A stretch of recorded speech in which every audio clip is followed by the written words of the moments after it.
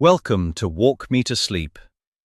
Tonight, we'll walk the timeless streets of Rome, where ancient history and everyday life blend together in quiet, unhurried layers.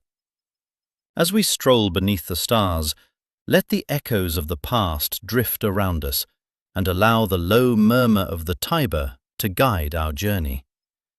Breathe in the warm stone air of this remarkable city as we begin to unwind together. Rome spreads out below you, not as a single thing, but as layers. Rooftops in terracotta and pale ochre, domes rising at intervals like punctuation marks, the dark ribbon of the Tiber cutting through the middle of it all. From up here, the city looks almost still, but it isn't. Lights are coming on in windows. Somewhere down in those streets, a scooter buzzes through a narrow lane and disappears. This is part one of tonight's walk, the older heart of Rome, the part of the city that was already ancient when most of Europe was still forest. We'll move through it slowly. There's no rush. The route takes us through Piazza Navona first, then past the Pantheon, across the Tiber by the Ponte Sant'Angelo, and around the great bulk of Castel Sant'Angelo before crossing into Vatican City and St. Peter's Square. A long loop through stone and lamplight. Down in those streets, the evening is already underway. Restaurants are filling. A couple, somewhere near the river, is deciding whether to walk a little longer before heading home. The air at this hour carries the last warmth of the day in it. The stone gives it back slowly, the way stone does. You can feel it if you press your hand to a wall. Not hot, just warm, held. The Tiber catches what light is left in the sky. From above, it looks almost silver. By the time you reach it on foot, it will be darker, a deep, moving green-black under the bridge lamps. But that comes later. For now, the city is laid out in front of you, patient and enormous. And the walk is just beginning. The Pantheon arrives before you have time to prepare for it. One moment you are in a narrow lane, walls close on either side, and then the lane opens, and there it is, the great portico, its 8 granite columns rising into the night sky, the triangular pediment above them dark against the stars. The building is enormous and very old, and it does not seem to care that you are looking at it. The piazza in front is lit softly, warm amber from the lamps around the square, a cooler light falling from above. The fountain at the center, an Egyptian obelisk rising from a basin of stone, catches the light on its surface.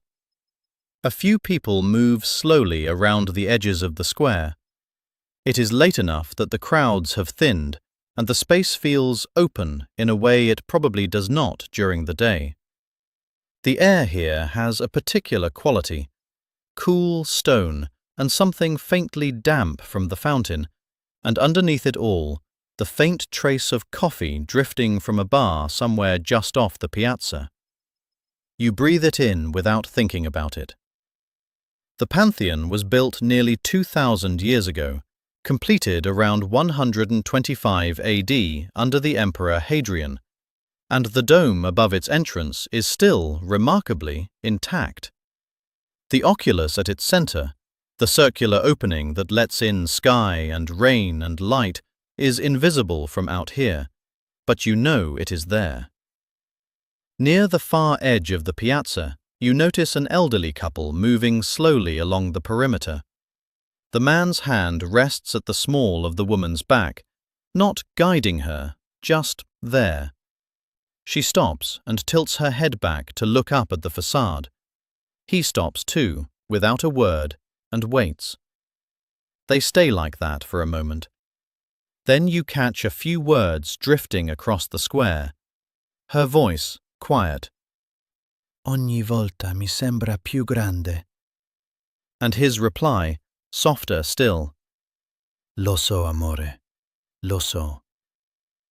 Every time it seems bigger to me. I know, my love. I know. Somewhere behind you, a chair scrapes against stone. A door closes. The fountain makes its low, steady sound. You stand at the edge of the square and look at the columns for a while. The stone is pale and very smooth in the lamplight.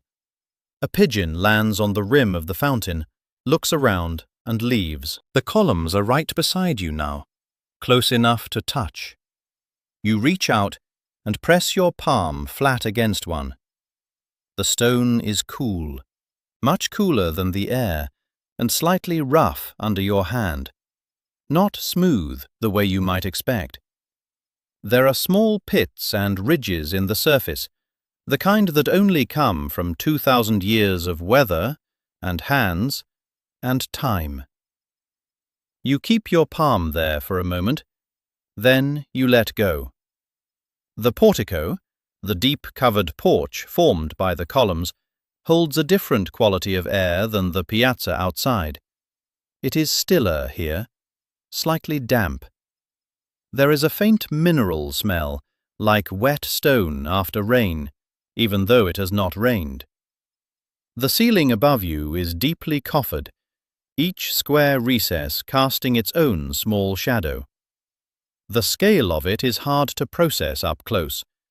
Michelangelo, who knew something about buildings, once said the Pantheon was the most beautiful building in the world. Standing here under the portico, with the massive bronze doors ahead of you and the weight of the stone overhead, it is not hard to understand why he said it. You step through the doors. The interior opens up.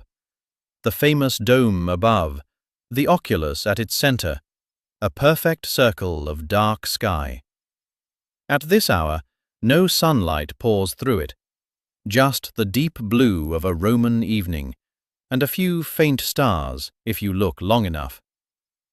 The air inside is cooler still, and carries something faintly metallic, the way old stone buildings do. Around the curved walls, niches hold altars and tombs. The floor is original, ancient marble in geometric patterns, worn smooth in the places where feet have crossed for centuries. You stand near the center and look straight up. The dome is a perfect hemisphere. The oculus is exactly 9 meters wide. The building has been in continuous use since it was completed around 125 AD, first as a Roman temple, then as a Christian church. It has never been abandoned. That is part of why it survives. Somewhere behind you, a low voice, a guide maybe, or just someone explaining to a friend, says something in Italian you can't quite catch. The sound carries strangely in here, bouncing off the curved walls and dissolving before it reaches you clearly. You tilt your head back one more time. The circle of sky above is very still. The street opens, and suddenly there is sky. A wide, dark rectangle of it above the rooftops, and below it, Piazza Navona. You step out of the narrow lane, and the space expands around you. The piazza is long and oval, following the shape of the ancient stadium that once stood here, a racetrack buried under centuries of stone and life. The buildings along the edges rise 4 and 5 stories, their facades lit from below by warm lamps, pale yellows and ochres holding the light. It's evening, and the piazza is still full. Voices carry across the open space, not loud, just present. A group of teenagers sits on the edge of a fountain. A waiter moves between tables with practiced ease, a tray balanced on one hand. Somewhere near the center, a man plays guitar, the notes drifting out and dissolving before they reach you. Near the entrance to the square, a vendor is selling supli, fried rice croquettes, the Roman street food that has been eaten in this city for generations. You pick one up from a paper cone, still hot, the crust crackling under your fingers. You bite through, and the melted mozzarella inside stretches in a long string. The way Romans say gives it its name. The filling is dense with slow-cooked tomato ragu, savory and faintly sweet, warming you from the inside out. You eat it standing there, watching the piazza settle into its evening rhythm. The oil from the crust is on your fingers. The warmth of it spreads through your chest. A couple passes close by and you catch a few words. Ma dai, non è lontano. Come on, it's not far. They keep walking, unhurried. The Fontana dei Quattro Fiumi, the fountain of the four rivers, rises at the center of the square, its pale travertine lit against the dark sky. Bernini designed it in the 1600s, four massive figures representing the great rivers of four continents: the Nile, the Ganges, the Danube, the Rio della Plata. At the top, an Egyptian obelisk. The water falls steadily, a low, continuous sound beneath everything else. You finish the last of the supli and fold the paper cone. The stone underfoot is smooth from centuries of feet. The air is warm and still. You drift toward the quieter end of the piazza, where the crowd thins and the fountain sound grows clearer. Piazza Navona opens up around you, wide, oval, and lit by the warm glow of lanterns that line its edges. The shape of the piazza follows the outline of an ancient Roman stadium that once stood here, and you can feel that long history and the way the space holds itself. Unhurried, sure of what it is. The Fontana dei Quattro Fiumi, the fountain of the four rivers, stands at the center, Bernini's great obelisk rising from it into the night sky. The stone figures around the base are massive and still, each one representing a river from a different continent. Water falls steadily from the basin, catching the light as it goes. You drift closer. The stone rim of the fountain is cool under your hand, smooth in some places, rougher where the centuries have left their mark. The water mist is faint but real, a slight dampness on your skin if you lean in. Around you, the piazza is alive but not loud. Voices carry across the open space without urgency. A few people sit on the steps near the fountain's edge. A child runs a short loop and comes back to her parents. Somewhere nearby, a street musician is playing, something slow on a violin, though you can't quite see where the sound is coming from. It drifts and then fades, replaced by the steady sound of the water. You still have the taste of the supli, the fried rice croquette from a few minutes ago, faintly on your tongue. The salt, the ragu, the last trace of melted cheese. It was the right thing to eat here, standing up in the open air. The buildings that ring the piazza are tall and close, their facades in shades of ochre and pale yellow, their windows dark or softly lit. The church of Sant'Agnese in Agone faces the fountain directly. Its twin bell towers and curved facade have looked out over this square since the 1600s. You stand for a while at the fountain's edge, one hand still resting on the stone. The water keeps falling. The violin starts again, somewhere to your left. The obelisk above the fountain is very tall against the dark sky. You tilt your head back to look at it. The stars are faint here. The city light softens them, but they are there. You move along the piazza toward its quieter southern end, where the lamplight dims and the voices thin. The fountain sound reaches you before anything else, water falling steadily, unhurried, filling this stretch of Piazza Navona with a low, continuous rush. This part of the piazza is calmer, fewer people. The stone underfoot is the same warm, ochre grey as the rest, but here it feels less trafficked, more settled. The buildings along the edge hold their usual posture, tall, close together, their upper windows dark now, shutters drawn against the night. The air carries something faint, a trace of cigarette smoke from somewhere behind you, and beneath it, the damp mineral smell that always rises near old stone fountains. Not unpleasant, just present. The couple you noticed earlier has stopped beside one of the smaller fountains. She is talking, one hand moving lightly as she speaks, not dramatically, just the way people gesture when they are telling a story they have told before and still like telling. He is listening with his whole face, nodding slowly, a small smile forming at the corner of his mouth. They are in no hurry to be anywhere else. You catch a few words as you pass. Sai che la prima volta che siamo venuti qui avevo I tacchi e mi sono quasi rotta una caviglia. You know, the first time we came here I was wearing heels and I nearly twisted my ankle. He says something back, quiet, and she laughs. Sì, mi hai sempre presa al volo. Yes, you have always caught me. The fountain keeps going. The water doesn't care about any of it. It just falls, the way it has for centuries, into the basin below. You walk on slowly. The sound of the water fades behind you, replaced by the low murmur of the piazza further ahead. Voices, a distant chair scraping stone, someone calling out a name. A few more steps and the smell reaches you first. Coffee, faint and warm, drifting from somewhere behind the arcade. Not fresh brewed exactly, more like the ghost of it, the kind that clings to a room long after the cup is gone.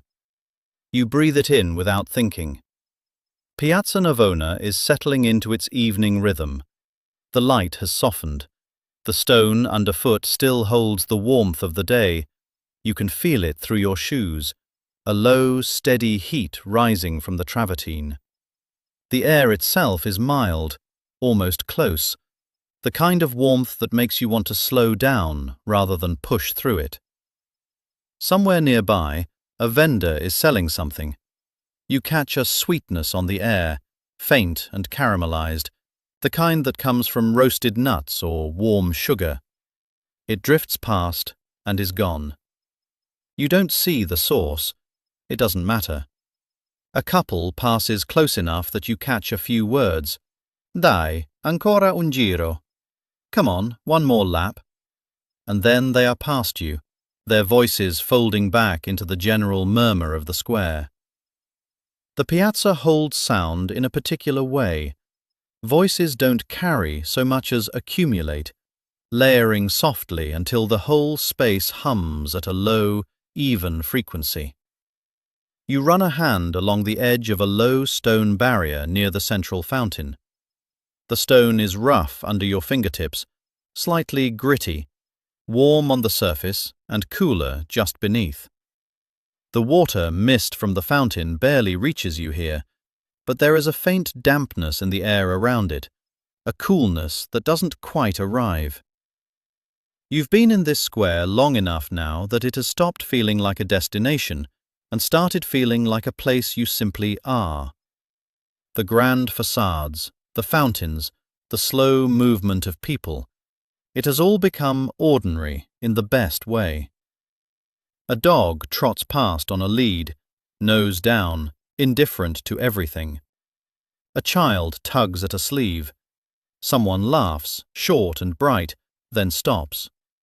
The evening is fully here now. The sky above the piazza has gone a deep, even blue. Leaving Piazza Navona behind, the streets narrow again, and then the river opens up in front of you. The bridge is wide, stone, and lit by a row of lanterns that throw warm circles of light across the pavement. Ponte Sant'Angelo has stood here since the year 134, built by the Emperor Hadrian to connect the city to his mausoleum on the far bank. 10 marble angels line the parapet, each one carved in the 17th century by sculptors working under Bernini's direction. They stand in pairs along the railing, wings spread, each holding an instrument of the Passion, a crown of thorns, a cross, a length of cloth. In the lamplight, the white marble has a faint amber cast. You walk slowly. The stone underfoot is worn smooth in the centre of the path, where centuries of feet have passed. At the railing, you stop. Below, the Tiber moves in the dark, not fast, just a steady, quiet pull. The lanterns on the bridge cast long reflections down into the water, gold ribbons that stretch and tremble with the current, breaking apart and reforming. On the far bank, the round mass of Castel Sant'Angelo rises against the sky, its outline solid and dark. The elderly couple from the Pantheon stands a little further along the railing. She leans her head briefly against his shoulder. Neither of them speaks for a moment. Then, quietly, you catch a few words drifting over. Quanti anni fa che veniamo qui? And his answer, just as soft. Troppi per contarli. Non abbastanza. How many years have we been coming here? Too many to count. Not enough. The Roman poet Tibullus, writing in the 1st century BC, called Rome the Eternal City, Urbes Aeterna. Standing here, with the water moving below and the angels keeping their quiet watch, that phrase feels less like poetry and more like a plain description of the night. The air off the river is cooler than the streets behind you. You rest your hands on the stone railing. It is cold and slightly rough under your palms, the surface pitted by weather and time. Somewhere downstream, a boat passes, its engine a low murmur that fades quickly. The water closes back over its wake without a sound. You stay a little longer. The gold ribbons in the river keep moving. The bridge ends and the castle fills the sky in front of you. Castel Sant'Angelo, the mausoleum of Hadrian, built in the 2nd century as a tomb and later converted into a fortress, rises in a great drum of pale travertine stone, its circular form stacked in tiers against the deep blue of the evening sky. It is enormous up close, the kind of enormous that makes you stop walking for a second without meaning to. The stone walls are warm to the touch if you reach out, the day's heat still held in the surface, radiating faintly against your palm. The texture is rough and uneven, centuries of weather and repair layered into it. You run a hand along the base as you pass, feeling the small ridges and pits in the rock. Floodlights illuminate the lower walls from below, casting the stone in a deep amber that fades to shadow higher up. Near the top, the bronze statue of the Archangel Michael stands with wings spread, sword lowered, the figure that gave the castle its name, placed there after a vision of the angel was said to have ended a plague in the year 590. From down here, the statue is small against the sky, but you know it is there. The air around the base of the castle is different, cooler, slightly damp, carrying a faint mineral smell from the stone itself, the kind of smell that old buildings hold in their walls after dark. There is also something faintly green in it, from the grass and low shrubs along the embankment nearby. A few people move slowly around the perimeter, a man with his hands in his pockets looking up, two women consulting a phone, then looking up again. The castle does that. It pulls your gaze upward. Somewhere behind you, the Tiber moves quietly past. The sound of the water is softer here, muffled by the bulk of the walls. It is quieter in the castle's shadow than you expected. You follow the path around the castle's base, where the walls curve away from the river. Stone walls rise on either side as you move deeper into the space around Castel Sant'Angelo. The light here is softer than it was at the entrance. The castle's bulk blocks part of the sky, and what remains is a warm, amber-edged glow settling across the old masonry. The structure is layered up close. You can see the cylindrical drum of the original mausoleum, the medieval additions stacked on top, the whole thing worn smooth in some places and rough in others, where stone has crumbled and been left as it fell. A walkway runs along the upper level, and a few figures move slowly along it, small against the scale of the walls. Below the ramparts, the path is wide and mostly quiet at this hour. A couple walks a short distance ahead of you, close together, their voices low. You catch a fragment. Non ricordo come si chiamava, però era buonissimo. I don't remember what it was called, but it was delicious. And then they round a slight curve and their words dissolve. The castle has had many lives. Built in the 2nd century as a tomb for Emperor Hadrian, it was later converted into a fortress, a prison, a papal refuge. There are stories of popes escaping through a covered passageway, the Passetto di Borgo, that runs from the Vatican directly to this building. You can almost picture it, a narrow corridor, torchlight, the sound of boots on stone. You stop for a moment near the base of the wall. The stone is cool under your hand and slightly damp, the kind of damp that lives in old masonry regardless of the season. There are small imperfections everywhere, a patch where the surface has been repaired with a slightly different shade of mortar, a crack that runs diagonally for about a metre before stopping. A rusted iron ring is set into the wall at waist height, its purpose unclear now. Above, the bronze angel stands at the very top of the castle, the Archangel Michael, sword sheathed, marking the end of a plague, according to legend. From down here, the figure is small, almost delicate against the heavy mass of stone beneath it. The sky behind it has deepened to a blue that is almost violet at the edges. Somewhere nearby, a pigeon lands on a ledge and immediately loses interest in whatever it came for. The sound of the city, traffic, voices, a distant horn, drifts over the walls in a low, continuous murmur. You keep walking. Rounding the last curve of the castle wall, you come to a stretch of railing overlooking the river. The stone is cool under your hand, smooth in some places, worn rough at the edges where centuries of palms have passed over it. Castel Sant'Angelo rises behind you, the great cylindrical fortress lit from below, its pale stone glowing amber against the dark sky. The angel at the top, a bronze figure with wings spread wide, catches the light just enough to be visible. The river moves below. You can hear it, a low and steady sound, not dramatic, just present. The Tiber at night is darker than you expect, almost black, with thin ribbons of reflected light stretching across its surface from the lamps along the embankment. A boat is moored somewhere nearby.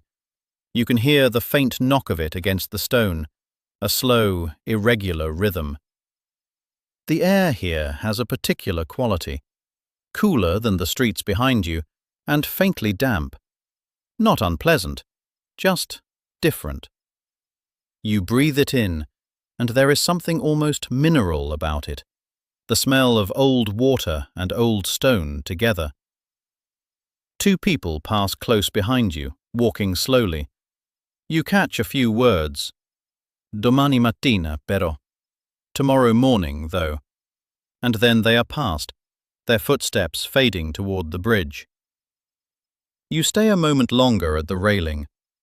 The fortress does not look like a place of refuge from here. It looks solid, permanent, like something that simply decided to remain. The path leads away from the river and the streets widen. Then there it is, the boundary of Vatican City, the smallest sovereign state in the world, held inside Rome like a city within a city.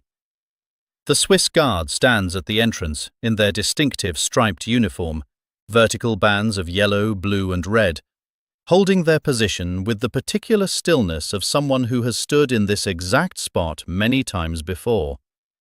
You slow your pace without quite meaning to. The walls here are high and pale, a long, unbroken line of stone that runs along the edge of the road.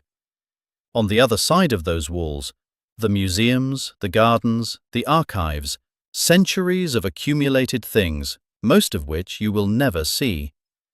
That fact settles quietly. The dome of St. Peter's Basilica is visible above the roofline, enormous even from here. Michelangelo designed it in the 1500s, though he died before it was finished. It was completed by Giacomo della Porta, who raised the dome slightly higher than the original plans. The result is what you see now, a shape that has defined this part of Rome's skyline for over 400 years. The light at this hour is soft, the kind that makes stone look almost warm. A few people move along the street, a man in a dark coat walking quickly, two women with shopping bags, a tourist pausing to photograph the guard. The guard does not react. Somewhere nearby, a door closes. A scooter idles at a corner, then moves on. The sounds here are ordinary, which makes the scale of what you're looking at feel stranger. This much history, this much weight, and the street just carries on around it. You stand for a moment at the edge of the road, looking up at the dome. The stone of the wall beside you is cool if you reach out and touch it. Solid. Real. You keep walking. The square opens before you, vast and still, the kind of stillness that only comes after the crowds have gone. St. Peter's Square at night is a different place entirely.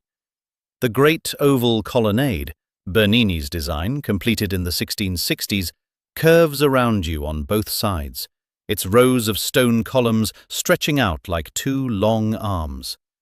There are hundreds of columns in those colonnades, and at this hour, the shadows between them are deep and cool. You run a hand along the nearest pillar as you pass.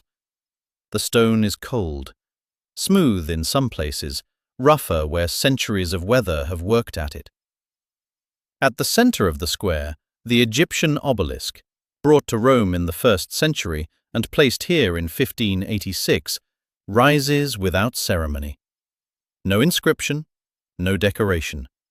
Just stone, pointing straight up into the dark.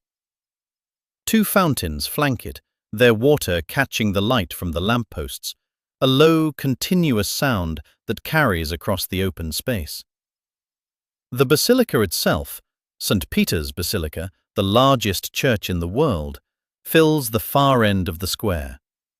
The dome, Michelangelo's dome, sits above everything, lit from below so that it glows a pale, warm gold against the night sky. The facade is wide and white, the statues along its roofline standing in a row, each one still and dark against the sky. The air here has a particular quality, cool and faintly mineral, the way large stone spaces always smell at night. There is something else underneath it, faint and hard to place. Incense, maybe, drifting from somewhere inside, or just the memory of it soaked into the stone over centuries. A couple sits on the low steps near the colonnade, not talking, just looking up at the dome. You catch a few words as you pass. Domani mattina, tomorrow morning, and then their voices drop again. Your footsteps echo a little on the stone paving. The square is wide enough that the echo takes a moment to come back. You walk slowly, not because there is anything to stop for, but because the scale of the place makes hurrying feel wrong. The fountains keep running. The dome keeps glowing. The columns stand in their long, curved rows, the same as they have for 3.5 centuries. The walk shifts now. You've crossed the river, left behind the grand open spaces of the Vatican, the columns, the dome, and the city changes character almost immediately. This is the second part of the evening, and it belongs to a different Rome entirely. Trastevere sits on the west bank of the Tiber, south of the Vatican, and it has always been a neighborhood apart. Its name says it plainly, beyond the Tiber. For centuries it was a working district, fishermen, tanners, traders, and even now, long after the trattorias and wine bars moved in, it holds something of that older, rougher texture. The streets are narrow, the buildings press close. The stone is old and warm-coloured, ochre and rust and faded terracotta. And at this hour the last of the evening light catches the upper floors, while the lanes below have already gone to shadow. On a map, you can see how the neighbourhood sits. A dense knot of streets tucked into the bend of the river, bounded by the Janiculum Hill to the west. From above, the rooftops look almost continuous, broken only by the occasional church tower or the thin line of a street cutting through. The Tiber curves around its eastern edge, a dark ribbon separating it from the rest of the city. Somewhere in those streets, a couple is walking home after dinner. You can almost hear them. A low laugh, the sound of footsteps on uneven stone, a voice saying something too quiet to catch. The kind of evening that doesn't need much, just the walk and the night and the city around them. The air here is different from the open piazzas, closer, warmer, carrying the smell of whatever is still cooking in the kitchens nearby. A door opens somewhere and a brief wave of garlic and wine drifts out, then closes again. The sound of a television, a chair scraping. Ordinary things in an old place.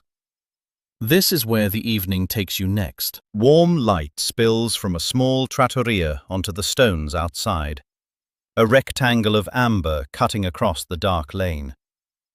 You've found a table near the door, close enough to hear the kitchen, and a bowl of donarelli, cacio e pepe, thick pasta in a sauce of aged pecorino romano and cracked black pepper, has just been set in front of you. That's it. No cream, no butter, just cheese and pepper and the starchy water that binds them into something that shouldn't work as well as it does. You twirl the fork slowly. The strands are dense, coated, and the cheese clings to everything, sharp and salty in a way that makes you want another bite before you've finished the first. The pepper comes after, a slow, dry heat that settles at the back of your throat and stays there. You don't rush it. Around you, the lane is narrow enough that voices from the table across the way drift over without effort. A couple sits with a half-empty carafe of house red between them. You catch a few words. Ma dai, non è la stessa cosa. Come on, it's not the same thing. And then laughter, the easy kind that comes after a long meal. The walls of the buildings on either side are close and old, plaster in shades of ochre and rust, some of it peeling near the base where the stone shows through. A single lamp hangs above the trattoria door, and moths circle it in slow loops. The air is warm and still. Somewhere, further down the lane, a chair scrapes against stone. You take another forkful. The pasta is still hot. The pepper is still there. You set the fork down for a moment and just sit with it. The light, the quiet hum of the street, the weight of a good meal settling in. A guitar note drifts down the lane. Single, unhurried, then another. Somewhere around a corner you can't quite see, a musician is playing. The melody is loose, not a performance exactly, more like someone working something out for themselves. It floats over the rooftops and settles. Trastevere at this hour has a particular sound. Voices from open windows. The low murmur of a table of four outside a trattoria, their conversation too quiet to follow but warm in tone. The kind of talk that happens after a long meal when no one is in a hurry to leave. You pass close enough to catch a fragment. Ma dai, non è possibile. Come on, that can't be right. And then you're past them, back into the lane. The walls here are close. Ochre, rust, a faded yellow that might once have been bright. Paint peeling at the corners, a drainpipe bolted crookedly to the stone. A single lamp mounted above a doorway throws a warm circle of light onto the street below. The smell is layered: garlic and olive oil from somewhere nearby, a kitchen still working, a window left open. Under that, the older smell of the stone itself, cool and faintly damp even in the warmth of the evening. And something else, harder to name. Wood smoke, maybe, or candle wax drifting from a church door left ajar. You look up. The buildings lean slightly toward each other overhead, and between them a strip of dark sky holds a few stars. Not many, the city light softens them, but enough. A couple walks ahead of you, not quickly. The woman says something and the man laughs, a short, genuine sound. They turn left at the next corner and disappear. The guitar is still going. You can't see the player, but the sound carries, a little louder now, then softer as you round a bend. The lane opens briefly onto a small square, just a widening in the street, really, with a stone fountain at its centre. Water runs from it steadily, the sound thin and constant beneath everything else. You stop for a moment beside it. The water catches the lamplight. Someone has left a scooter leaning against the far wall, its mirror angled toward the sky. The lane narrows again, and the air changes. Something is cooking nearby. Garlic and olive oil, the kind of smell that gets into your clothes and stays there. A little further, and there's something sweeter underneath it. Maybe rosemary, maybe just warm stone that's been holding the day's heat and is only now beginning to let it go. You run your hand along the wall to your left. The plaster is rough in places, smooth in others, and still faintly warm from the afternoon sun. There's a patch where it's been repaired, a slightly different shade of ochre, a little newer than the rest. A restaurant door stands open a few steps ahead. From inside comes the low sound of conversation and the clink of cutlery, and then a waiter steps out carrying 2 plates, something with pasta, something with a dark sauce, and the smell that follows him into the street is immediate and full. Rich and savoury, the kind of thing that makes your mouth respond before you've even decided to be hungry. You don't go in. You just slow down for a moment and let it pass. A couple walks out just behind the waiter, the woman pulling a light jacket around her shoulders against the cooler air settling into the street. You catch a few words. Dai, ancora un po'. Come on, a little longer. And then they turn the corner and are gone. The stone underfoot is uneven, worn smooth in the middle of the path where feet have been passing for centuries. You feel the slight give and shift of it, the way your weight settles differently on each step. It's not uncomfortable, it's just old. Further along, a bakery window is still lit. A tray of something golden sits just inside. Cornetti, maybe, or something similar, their edges dark and their surfaces glazed. The smell reaches you before you reach the window. Butter and sugar and something faintly citrus. You stop for just a second, looking in. Then you keep walking. Trastevere opens up a little here. The lane widens just enough to let the last of the evening light fall across the stone walls. A warm amber that deepens as the sky shifts from pale blue to something closer to violet at the edges. Dusk is settling in, unhurried. The walls on either side are old plaster, ochre and rust red, with patches where the surface has worn away to bare brick. A string of small lights has been strung between 2 buildings above, not yet switched on, just hanging there, waiting. A few potted plants crowd a windowsill to your left, their leaves dark against the fading light. You can hear the neighbourhood shifting into its evening rhythm. Somewhere behind a half-open shutter, a television murmurs. Footsteps on stone, unhurried, 2 sets, come from the alley just ahead. A couple rounds the corner, walking close together, the woman carrying a small paper bag. You catch a few words as they pass. Ma domani dobbiamo. but tomorrow we have to. And then they're gone, their voices fading down the lane. The ground is cooler now than it was an hour ago. Not cold, just the first suggestion of night air coming in off the river. A door opens somewhere nearby, and a brief wash of warm light spills across the pavement, then disappears as it closes again. A scooter is parked against the wall, its mirror catching the last sliver of sky. A cat sits on a low step, watching you pass without much interest. The neighborhood feels like it belongs to the people who live here, not to anyone passing through. That's the thing about Trastevere at this hour. The tourists have mostly drifted toward dinner, and what's left is quieter, more ordinary. A man leans out of a second-floor window, looking at nothing in particular. A child's voice calls out from somewhere above, then goes quiet. The string of lights overhead flickers on, just like that, without ceremony.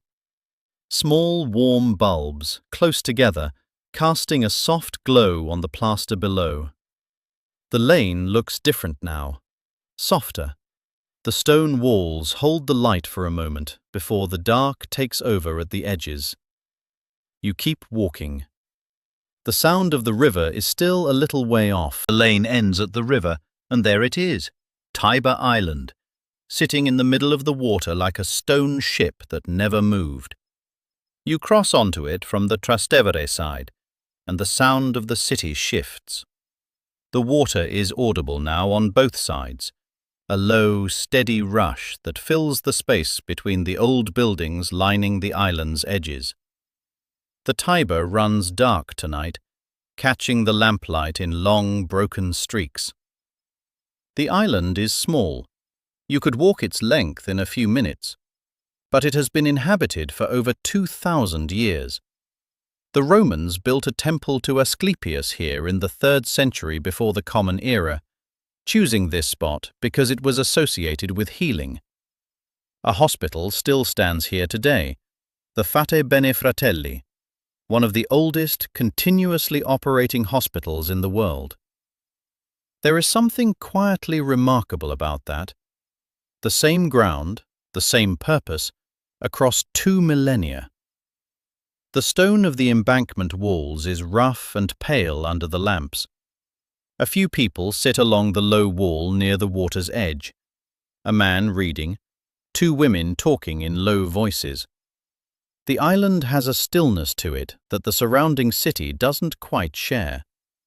You pass a small kiosk, its shutter half closed, a handwritten sign taped to the front. The smell of something fried lingers near it, warm and oily, the kind of smell that makes you realize you're a little hungry even when you thought you weren't. Supli, maybe. The Roman fried rice balls, crisp on the outside, soft and molten with mozzarella inside. Ahead, the Ponte Fabrizio, the oldest bridge in Rome still in its original form, built around 62 before the Common Era, connects the island to the east bank. Its stone arches are low and wide, and the lamplight catches the curve of them in the water below. You stop for a moment at the railing and look down. The river moves steadily. A plastic bottle drifts past, then disappears under the arch. Somewhere behind you, a couple walk slowly, their footsteps unhurried. You catch a few words. Domani però. Tomorrow, though.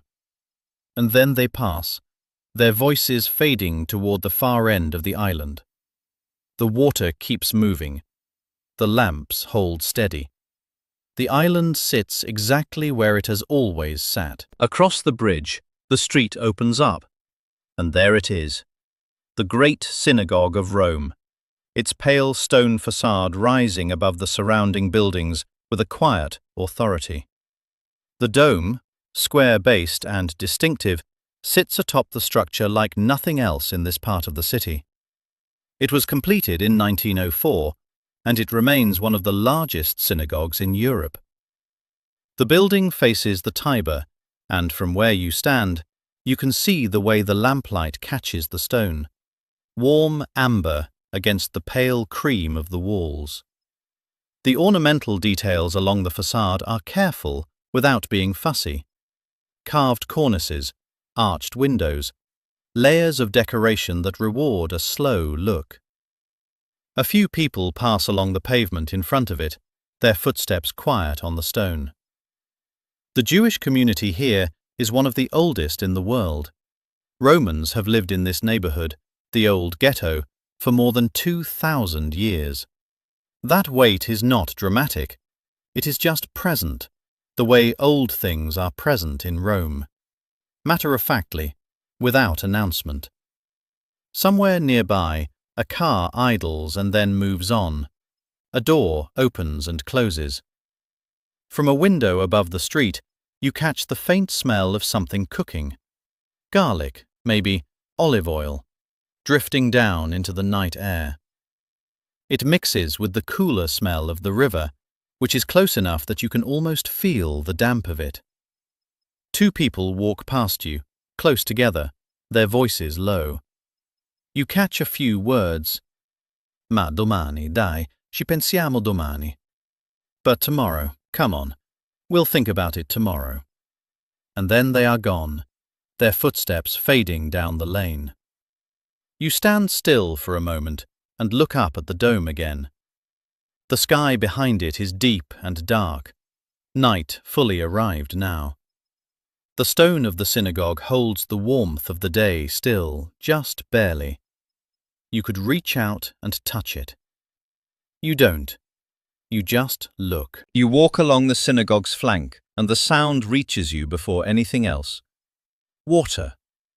Not the rush of a fountain, but the quieter movement of the Tiber nearby, a low, steady presence beneath the night air. The street here is narrow, paved in the same uneven stone you've been walking all evening. Your footsteps sound different on it, a little hollow, a little slow. The stone is cool underfoot now, the warmth of the day gone. A few people pass in the other direction, unhurried. Someone is carrying a paper bag that crinkles softly with each step. A door closes somewhere down the block, not a slam, just a firm click, and then quiet again. The neighborhood around the synagogue has a particular stillness to it at this hour. The buildings press close on either side, their upper floors dark, their lower windows lit in warm amber. You can hear faintly the sound of a television through one of them, a voice, then a laugh, then nothing. You run your hand along the wall as you walk. The stone is rough in places, smooth in others, worn down by centuries of the same gesture. There are patches where the plaster has come away entirely, leaving the older brick exposed underneath. Darker, more porous, a different texture altogether. Somewhere ahead, two people are talking. You catch a few words as they drift back. Dai, ancora un po'. Come on, just a little further. And then a laugh, easy and low. They turn a corner and the sound fades. The air has a faint mineral quality to it. The river, probably, and the old stone, and something else you can't quite name. Not unpleasant, just old. You keep walking. The synagogue's dome is still visible above the roofline when you glance back, its outline dark against the sky. A few stars are out. The street lamps cast small pools of orange light on the pavement, and between them the shadows are long. Around the next corner, the Theatre of Marcellus rises before you, a curved wall of ancient stone, tiered arches stacked one above the other, pale and massive in the lamplight. It is one of those structures that stops you mid-step, not because it demands attention, but because it is simply so old and so intact that the mind takes a moment to catch up. Julius Caesar began it, Augustus finished it, around 17 before the Common Era, and named it for his nephew Marcellus, who died young. 2,000 years later, the arches are still standing. The lower tiers are Doric, the upper ones Ionic, a detail you might not notice at first, but once you see it, you keep looking. The stone has gone the color of old cream in places, darker where moisture has settled into the joints. Weeds push through the gaps near the base. A few pigeons sit along a ledge, unhurried. What is stranger still, the upper floors of the theatre were converted into a palazzo, a private residence, sometime in the medieval period. People have lived inside this ancient shell for centuries. Even now, apartments occupy the top of the structure. You can just make out a window, a shutter left slightly open. The smell of the evening drifts in, something warm and faintly herbal from a restaurant somewhere nearby, and underneath it, the dry mineral scent of old stone releasing the last of the day's heat. From somewhere around the curve of the building, you hear voices, low, unhurried. A couple passes close by, the woman gesturing toward the upper arches. You catch a few words. Ma guarda, ci abita ancora qualcuno. But look, someone still lives there. Then they are past you, their footsteps fading into the stone. You stand there a moment longer. The arches hold the last of the light. Just a few steps from the theatre, the portico of Octavia appears, or what remains of it. A handful of ancient columns still stand, their stone pale and pitted, holding up a fragment of a triangular pediment that has somehow survived 2,000 years of Roman weather and Roman life.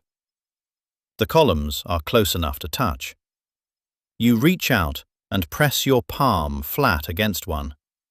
The stone is cool, cooler than you'd expect for a summer night, and slightly rough under your fingers, the surface worn smooth in some places and granular in others, where centuries of rain have worked their way into the grain. It doesn't feel like a monument. It feels like a wall.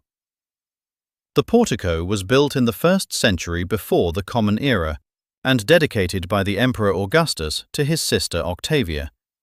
For centuries after Rome's fall, a fish market operated right here beneath these columns. The smell of the catch weighed and sold in the shadow of imperial marble. That history is gone now, but the columns remain, slightly tilted, slightly improbable. The air around the portico is still. There's a faint smell of damp stone, and underneath it something harder to name. Old mortar, maybe, or just the particular smell of a place that has been standing in one spot for a very long time. A few cats move along the base of the ruins, unhurried, as they tend to be in Rome. One sits on a low wall and watches you without much interest. Somewhere just behind you, a couple passes slowly. You catch a few words. Ma secondo me era meglio l'altro posto. But I think the other place was better. And then they're gone, their footsteps fading into the lane. The portico stands quiet again. The stone under your hand is still cool. The path leads you deeper into the old streets, and the Roman ghetto opens around you. A tight cluster of narrow lanes and old buildings pressed close together, their facades layered with centuries of plaster and repair. The neighborhood is one of the oldest continuously inhabited Jewish communities in the world.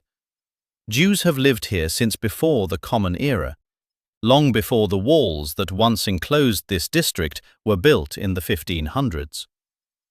The streets are quiet now, the night fully settled. A few windows glow amber above you. Somewhere a door closes, and the sound carries clearly in the still air. The buildings lean slightly toward each other overhead, the upper floors almost close enough to touch across the lane. The stonework at street level is worn smooth, not polished, just worn, the way things get when hands and shoulders and passing bags have brushed the same surface for 500 years. You pass a small restaurant, its door propped open. The smell drifts out, something savory, a little sweet, the kind of cooking that takes time. Carciofi alla Judea, perhaps, artichokes fried in the Jewish-Roman style, a dish this neighborhood has been making for centuries. The scent hangs in the doorway, and then you're past it. A couple walks a few steps ahead of you, their voices low. You catch a fragment. Non ti preoccupare. Don't worry about it. And then they turn a corner and are gone. The street narrows further. A drain pipe runs down one wall, dark with age. A scooter is parked at an angle against the curb, a helmet hanging from the mirror. Ordinary things. The light here comes mostly from the windows above and from a single lamp mounted on the wall at the bend in the lane. It throws a small circle of yellow onto the stones below. You walk through it and out the other side. The piazza opens up small and quiet around you. Piazza Mattei, one of Rome's more tucked-away squares, easy to miss if you're moving too fast. At its center stands the Fontana delle Tartarughe, the turtle fountain, and it is smaller than you might expect. That's part of what makes it work. 4 bronze youths, each with 1 foot raised on a dolphin's head, reach upward toward the basin above them. And there, at the rim of that upper basin, 4 small bronze turtles, each one nudged gently upward by a hand below, lean over the edge as if about to drink. The fountain dates to the 1580s, designed by Giacomo della Porta. The turtles themselves were added later, likely by Bernini, though no one is entirely certain. That small uncertainty feels right for a fountain this modest, this easy to overlook. It doesn't announce itself. You just find it here. The stone of the basin is cool if you let your fingers rest against it. Smooth in some places, slightly rough where the surface has worn unevenly over the centuries. The water moves in a thin sheet over the lip, catching what little light reaches down into the square. The surrounding buildings press close, their facades are warm ochre and faded terracotta, the plaster chipped in places near the lower corners. A drain pipe runs down one wall. A window above is shuttered. There's almost no one here right now. A man sits on a low step across the square, looking at his phone. 2 women pass through without stopping, their footsteps fading quickly into the lane beyond. The square settles back into quiet. Just the water and the turtles and the stone. The sound reaches you before anything else. A thin, steady trickle of water falling into the basin below. Not loud, just constant. The kind of sound that fills a small square without overwhelming it. From where you're standing now, you can see the 4 bronze turtles perched at the rim of the upper basin, each one nudged upward by the hand of a young bronze figure below. The detail is remarkable for something so small. The fountain is not grand by Roman standards. It fits the square exactly.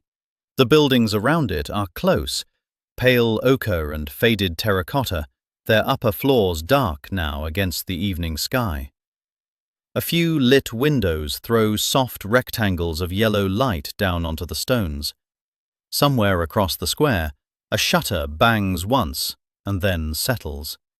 The air here carries something faint, old stone, and underneath it, the ghost of a meal from somewhere nearby. Garlic, maybe, or the tail end of something roasted. It drifts and disappears before you can place it. A couple passes close behind you, their footsteps unhurried on the uneven stones. You catch a few words. Ma dai, non era così lontano. Come on, it wasn't that far. And then they're past, their voices dropping as they move into the narrow lane on the far side of the square. The fountain keeps going. The water catches the light from a nearby lamp, just a flicker on the surface, then still again. The turtles don't move, of course. They never have. They've been here since the 1500s, more or less, watching the square change around them. The people who built this fountain are long gone. The water still falls. You stand there a little longer than you planned. You step around to the other side of the basin, and the fountain looks different from here. Smaller, somehow, even more private. You are close enough now to feel the faint, cool mist that drifts off the water. 4 bronze youths stand at the base, each with one foot resting on a dolphin's head, each reaching upward to nudge a small bronze turtle over the lip of the upper basin. The turtles are the detail everyone comes for, added, according to the old story, sometime in the 1600s, though the fountain itself is older. They are small and unhurried-looking, which seems right for this corner of Rome. You lean in slightly. The stone of the basin edge is cool under your fingertips, worn smooth by however many hands have rested here before yours. The water in the lower basin is very still at the edges, moving only where the thin streams fall from above. Up close, the air carries a faint mineral smell, wet stone, old bronze, the particular coolness that water gives off on a warm evening.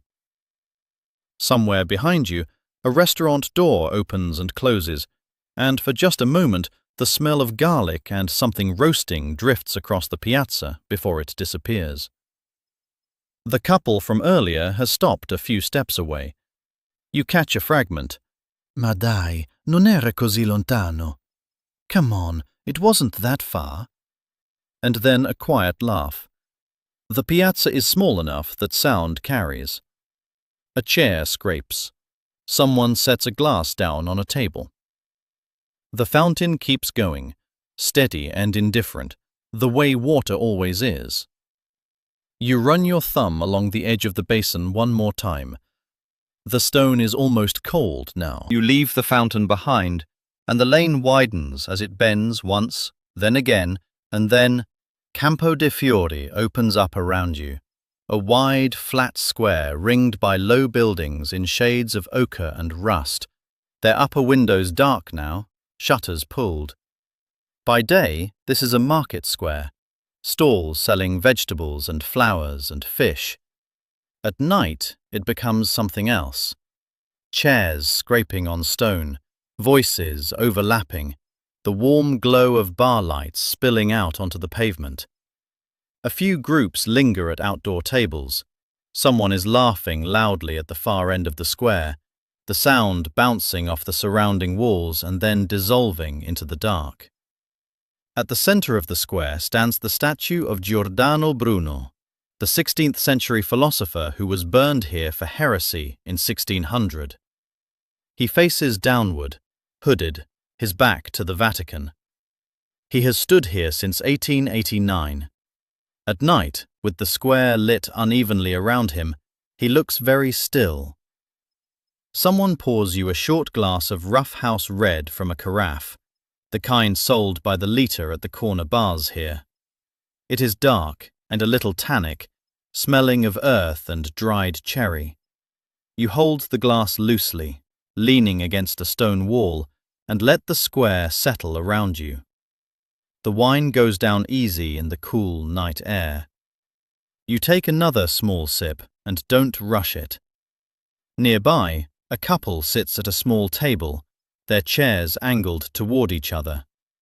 You catch a few words drifting over. Ma dai, non era così male. Come on, it wasn't that bad. And then a laugh, low and easy, the kind that comes after a long dinner. A waiter moves between tables, collecting glasses, not hurrying. The stone wall behind you is cool now. The square smells faintly of wine and cigarette smoke and something floral, maybe from a flower stall that packed up hours ago, the scent still hanging in the air. You finish the last of the glass, set it down on the ledge beside you. The square hums on, indifferent and unhurried. The wine is still on your tongue, that rough, earthy red, as you leave Campo de' Fiori behind, and the streets begin to narrow and quiet down. The stone underfoot is uneven here, worn smooth in the middle where centuries of feet have passed. You can feel the slight give of the ground, the way each step lands a little differently, the cool of the night coming up through the soles of your shoes. The air changes as you move south, warmer somehow and heavier. The smell of the river is in it now, that faint mineral dampness that the Tiber carries on still nights. Mixed with it, something else. Old stone, and somewhere not far off, the ghost of a kitchen. Garlic, maybe, or the last of a wood fire dying down in a restaurant that has already closed its shutters. You pass under a low arch, and the lane opens onto a small piazza. And there it is, the Temple of Hercules Victor, a round temple of white marble columns standing in the open air, lit from below by soft floodlights. It is one of the oldest surviving marble buildings in Rome, built sometime in the 2nd century before the Common Era, and it has been standing here, more or less intact, ever since. 20 of its original columns still hold the circular entablature up. The marble has gone slightly golden with age and light. There is almost no one here. A couple sits on the low wall nearby, not talking, just looking at it. You can hear the faint sound of the river. Not loud, just present. A low, continuous sound beneath everything else. You stand still for a moment. The stone of the wall beside you is cool when you press your hand against it, rough at the edges where the surface has worn away, smooth in the middle. The night air moves just slightly.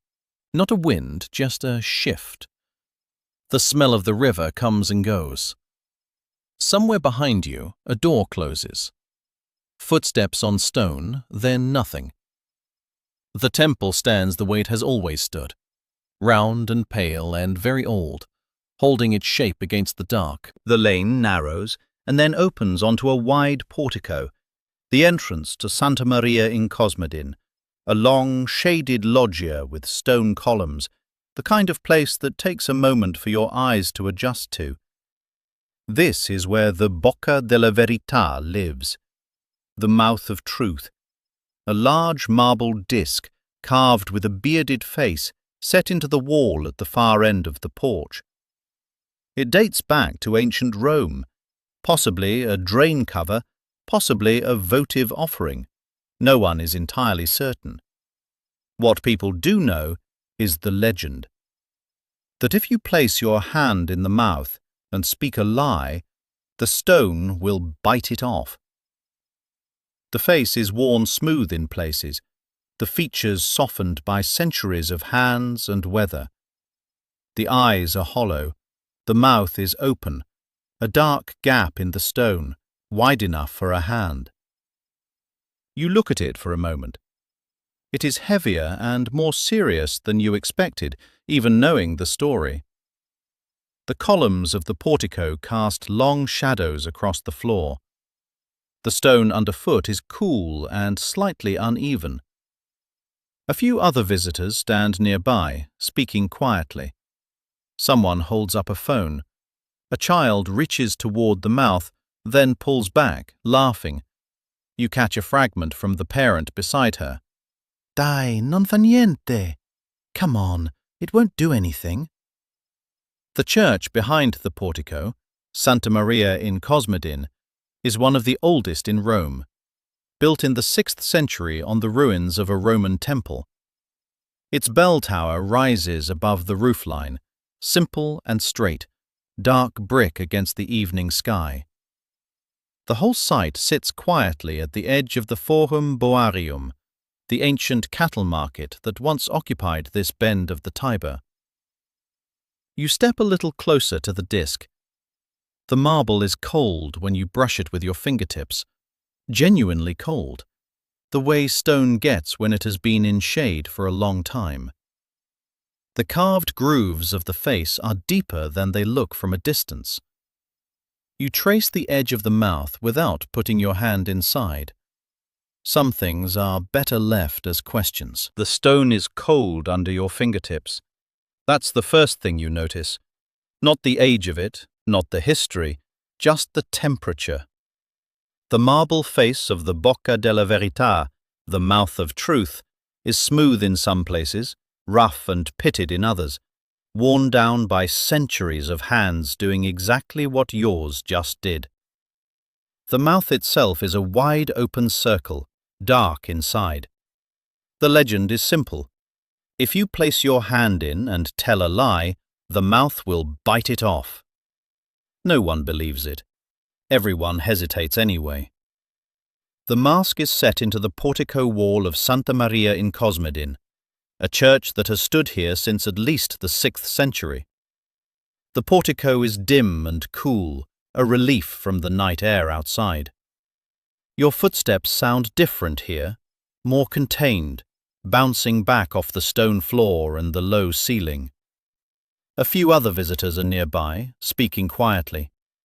Someone laughs, a short, nervous laugh, and you hear a voice say, "Okay, your turn, go on." You run your fingers along the edge of the carved face. The features are worn, but still readable. The wide eyes, the flat nose, the open mouth. It was likely a drain cover once, or a decorative element from an ancient Roman building, repurposed here sometime in the medieval period. The Romans were practical like that. Nothing wasted. The taste of the night air drifts in from the open archway, faintly cool, carrying something mineral, the way old stone cities smell after dark when the heat of the day has finally let go. You step back and look at the whole face again. It stares at nothing in particular.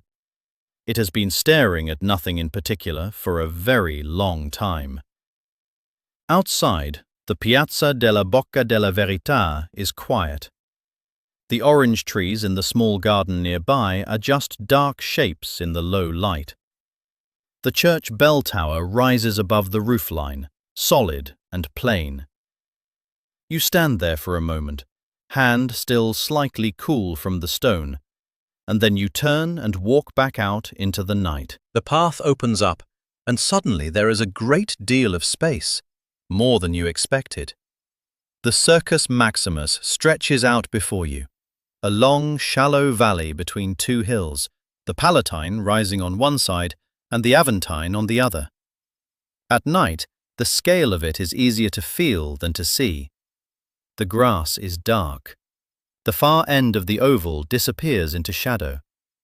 It is enormous and almost entirely empty.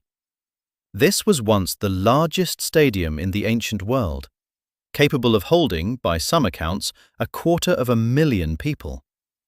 Chariot races ran here for nearly 1,000 years. Now there is just the grass, the outline of the track, and the quiet. The air here is different from the narrow streets you have been walking. It moves more freely. There is a faint smell of cut grass and dry earth, and underneath that, something harder to name, the particular stillness of a very large open space at night. A few people are scattered along the edge of the field. Someone is sitting on the low wall with their legs dangling, looking out at nothing in particular. A couple walk slowly along the near side, their voices low. You catch a fragment. Non ricordo quante volte ci sono venuto. I can't remember how many times I've been here. And then they are past you, their words folding back into the dark. Somewhere across the valley, a dog barks once and stops. The Palatine Hill looms to your right, its ruins lit from below, orange light against old stone, the terraces and arches of the imperial palaces still visible up there in the dark. You stand at the edge of the track for a moment. The grass is very still. The lights of the city glow faintly beyond the hills, but here, in the middle of this ancient oval, it is quiet enough to hear your own breathing. The valley opens wide here. Circus Maximus stretches out in both directions, longer than you expect, longer than almost anything you've walked through today.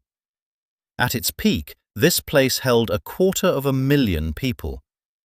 That number is hard to hold in your mind as you stand in the quiet of the evening, looking down the length of it. The grass is dry and pale in patches, worn down by foot traffic and summer heat.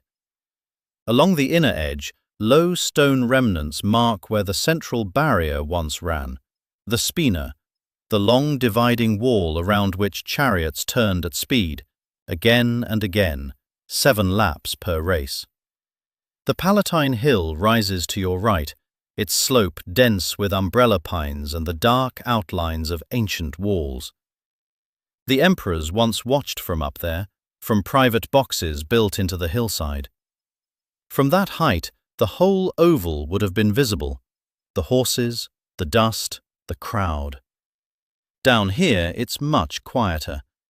A few people are still out, a man walking a dog along the far edge, 2 women sitting on a low wall with their shoes off, talking. The light is fading now, the sky above the hill going a deep, soft blue. You walk slowly along the track. The ground is uneven in places, and you watch your footing. Somewhere behind you, a couple is speaking in low voices. You catch a few words drifting over. Ma domani dobbiamo partire presto. But tomorrow we have to leave early. And then their voices drop again. The stone walls at the far end are lit from below now, a warm amber that makes them look almost orange against the darkening sky. The ruins are not dramatic here the way the Colosseum is dramatic. They are quieter than that, more like a field that remembers something. You stop for a moment and just stand in the middle of it. The air is still. The city hums somewhere beyond the tree line, but here it barely reaches you. You walk further along the valley, and the long green depression of the Circus Maximus stretches out before you, a wide, flat hollow in the earth, flanked on both sides by the dark shapes of the surrounding hills. At night, without the crowds, the scale of it becomes easier to feel. This was once the largest stadium in the ancient world, capable of holding more than 200,000 people. Now it is just grass and quiet, and the faint outline of the track still visible in the shape of the ground itself. A few lampposts cast pools of amber light along the path at the edge of the field. Beyond them, the Aventine Hill rises dark against the sky, and above it, stars. Not many. Rome's glow softens them, but enough. You can pick out a handful, steady and still. Somewhere behind you, a couple is walking at an easy pace. You catch a few words drifting forward. E domani, dove andiamo? And tomorrow, where do we go? And then a low laugh, and then nothing. Their footsteps slow as they reach the railing and stop to look out over the field. The air here has a faint mineral quality, stone and earth, and something cooler coming off the grass. It's the kind of air that makes you breathe a little more slowly without deciding to. If you stand still long enough, you can hear the city at a distance. A motorbike somewhere, a siren that fades before it arrives. But the valley itself absorbs sound. It's not silent exactly, it's muffled. The way a large, empty room is never quite silent, but holds its own kind of hush. You think about what it would have been like to stand here on a race day. The dust, the noise, the smell of horses and packed bodies, and roasting food from the vendors along the track. 2,000 years of that, more or less. And now, grass, lamplight, a couple leaning on a railing, and the stars doing what they always do. The path rises here. Palatine Hill, one of Rome's original 7 hills, and the one the Romans considered the oldest of all, lifts you above the city on a slow, steady climb. The ground underfoot shifts from worn stone to packed earth, then to grass, soft and slightly cool beneath your shoes. From up here, The view opens in every direction. The long valley of Circus Maximus stretches out below, quiet now, its ancient oval shape still readable in the landscape even after 2,000 years. Beyond it, the rooftops of Rome spread out in layers, terracotta and ochre and pale stone, punctuated by the dark spires of umbrella pines standing against the evening sky. The ruins on the hill itself are substantial. Brick walls rise and fall in irregular rhythms, some standing to full height, others reduced to low foundations half swallowed by grass and wild plants. This was once the address of emperors. Augustus lived here, Tiberius. Domitian built a palace so large it gave the English language the word palace, from Palatine itself. What remains now is a kind of beautiful wreckage, arched doorways that open onto nothing, corridors that end in open sky, floors of cracked mosaic just visible beneath the soil. You run a hand along one of the brick walls as you pass. The surface is rough and warm, still holding the heat of the day. The mortar between the bricks has worn to a fine powder in places, and a small plant, something with tiny yellow flowers, has taken root in a gap near the top. Lord Byron, the English poet who wandered these ruins in the early 1800s, wrote of Rome, "O Rome, my country, city of the soul, the orphans of the heart must turn to thee." Standing here, with the city laid out below, and the old walls pressing close on either side, it is not hard to understand what he meant. The light is lower now. The sky above the ruins has gone from blue to a deeper, softer shade, the kind of blue that comes just before the first stars appear. A few birds move through the air above the broken arches, circling once, then settling somewhere out of sight. The grass is long in places, and it brushes against your ankles as you walk. The path narrows between two sections of ancient wall, and for a moment the city disappears entirely. Just stone on either side, the sky above, and the sound of your own footsteps on the earth. Then the path opens again, and the Colosseum comes into view below. Its great curved form sitting in the valley, lit from below, waiting. And there it is. The Colosseum stands before you. Not a photograph of it, not a painting, the actual thing, enormous and close, its pale travertine stone lit from below by floodlights that turn the arches a deep amber against the night sky. The upper tiers are dark, the lower ones glowing, and the whole structure seems to press slightly forward, as if it takes up more space than the eye expects. You stop. There is nothing else to do for a moment. You just look at it. The arches repeat, dozens of them stacked 3 levels high, each one framing a pocket of shadow. The stone is pitted and worn, the surface uneven where centuries of weather and quarrying have taken their toll. Parts of the outer wall are missing entirely, and through those gaps you can see the interior skeleton of the building, the brick and concrete that has held this shape since the 1st century. The sound here is different from the streets behind you. There is a low, steady hum, traffic circling the monument on the road that rings it, and beneath that, the shuffle and murmur of other people standing where you are standing, looking at what you are looking at. A few voices carry across the open space. Someone nearby says something in Italian, a short phrase, and then laughs. The air carries a faint mineral smell, stone and dust, the particular dryness of old masonry that has been warm all day and is now slowly releasing its heat into the evening. It is not unpleasant, it is just old, very old. The Colosseum was completed around 80 AD under the Emperor Titus. At its peak, it could hold 50,000 people. You try to hold that number in your mind and find you cannot quite.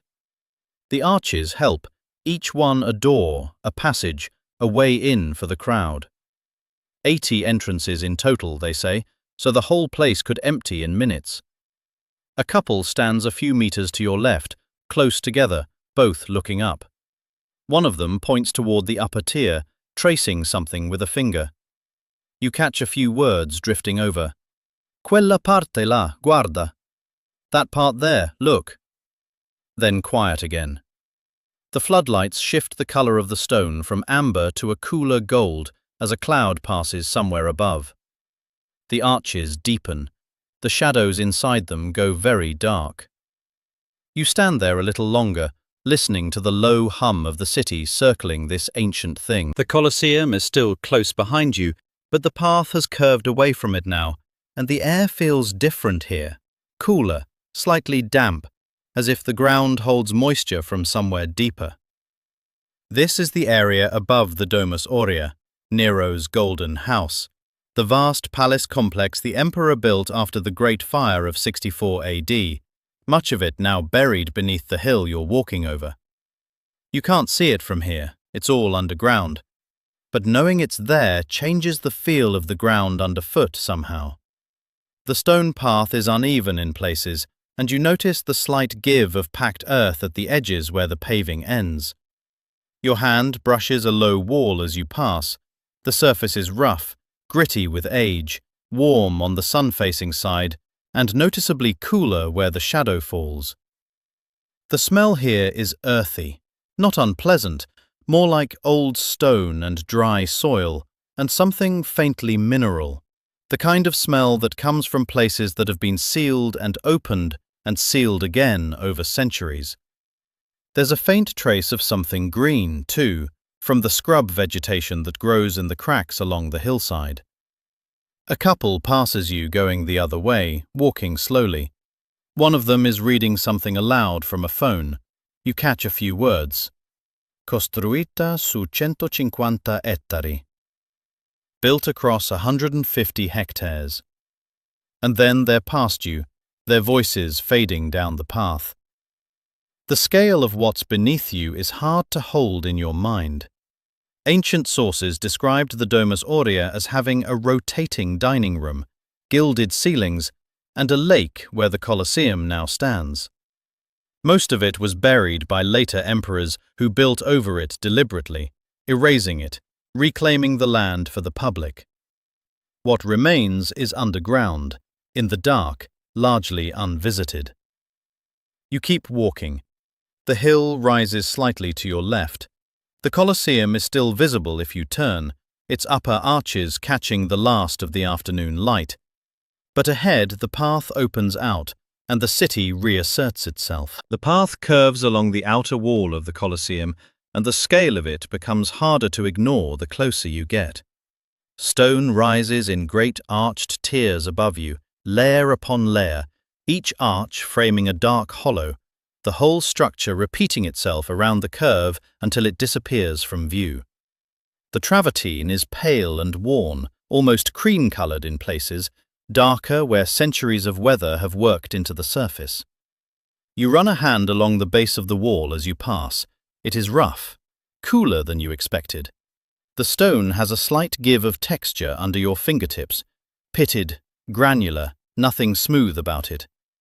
The path itself is wide here, paved in flat stone, and a low iron railing runs along one side. A few other people are walking the same stretch, a man with a camera hanging from his neck, two women moving slowly, one pointing upward at something in the arches. Their voices don't carry far. The sound that does carry is the low, steady hum of the city beyond, a motorbike somewhere on the far side, the distant murmur of traffic. But here, close to the wall, it feels muffled. The stone absorbs it. Overhead, the arches are open to the sky. The evening light catches the upper edges of the structure, leaving the lower sections in shadow. Where the wall is lit, the stone takes on a warm amber tone. Where it falls into shade, it goes almost grey. You keep walking. The curve of the building pulls you gently around its perimeter, and with each step the angle shifts. New arches come into view, the same pattern repeating, ancient and exact. It was built to hold 50,000 people. That number is difficult to hold in your mind, standing here beside it.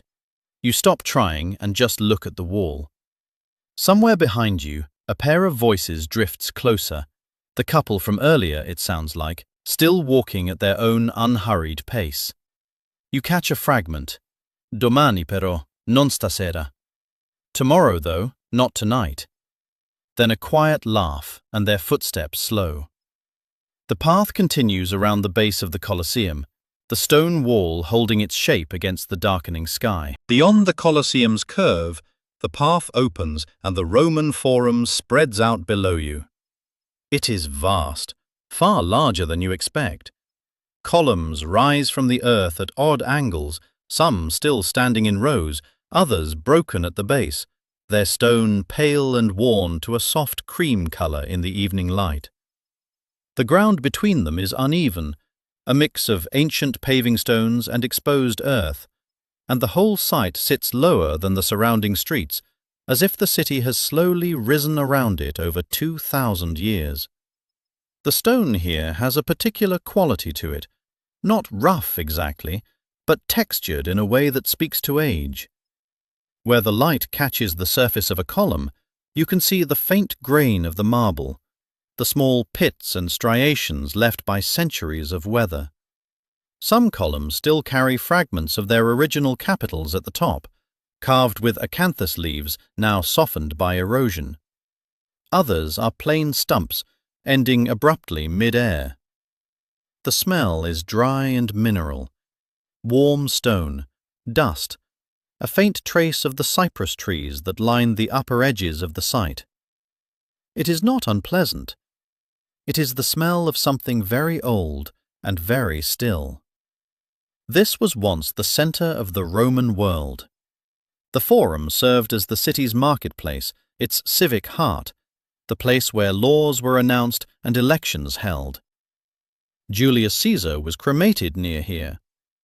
Mark Antony gave his funeral oration somewhere in this space. Now it is quiet, and the columns stand in the open air without roofs or walls around them, and the sky above is wide and darkening toward blue. A few other visitors move slowly along the paths at the edge of the site. No one is rushing. A woman stops to photograph a single column reflected in a shallow puddle left from earlier rain. Two men stand reading from a guidebook, one of them tracing a finger across the page. Their voices are low. You catch a fragment. Aspetta, questo è il tempio di Saturno. Wait, this is the temple of Saturn. You stand at the railing and look out across it all. The broken arches, the scattered capitals lying on their sides in the grass, the long straight line of the Via Sacra, the sacred road, cutting through the center of the site, the same road along which Roman generals once led their triumphal processions. The air is cooler here than on the street above. It rises from the stone below, from the earth that has been here far longer than anything built on top of it. The Forum opens wider here. You move deeper into it, past broken columns and low foundation walls, the ground uneven beneath your feet, flat stone giving way to packed earth, then stone again. To one side, the three remaining columns of the Temple of Castor and Pollux rise against the darkening sky, their white marble catching what light is left. They have stood here since the 5th century before the Common Era, built to honor a Roman victory, and they are still standing while everything around them has long since fallen. That fact is hard to hold in your mind. You let it go and just look at them. Somewhere nearby, a bird calls once and then stops. The sound carries in the open air. A few other visitors move slowly along the path ahead of you, their footsteps quiet on the stone. No one is talking loudly. There is something about this place that makes people lower their voices without being asked. The smell here is dry and faintly mineral, old stone warmed through the day and now releasing its heat. There is something else underneath it, harder to name. Dust, maybe, or the particular stillness of a place that has been open to the sky for a very long time. You pass what remains of the Arch of Septimius Severus, a triumphal arch built in the early 3rd century, its carved reliefs still visible despite centuries of weathering. The figures in the stone are worn smooth in places, their faces almost gone, but the shapes of them remain. Soldiers, horses, a procession. You slow down to look. The Via Sacra runs through the Forum, and you are walking along part of it now, though it is hard to picture the crowds that would have lined it. The space feels large and quiet and very old.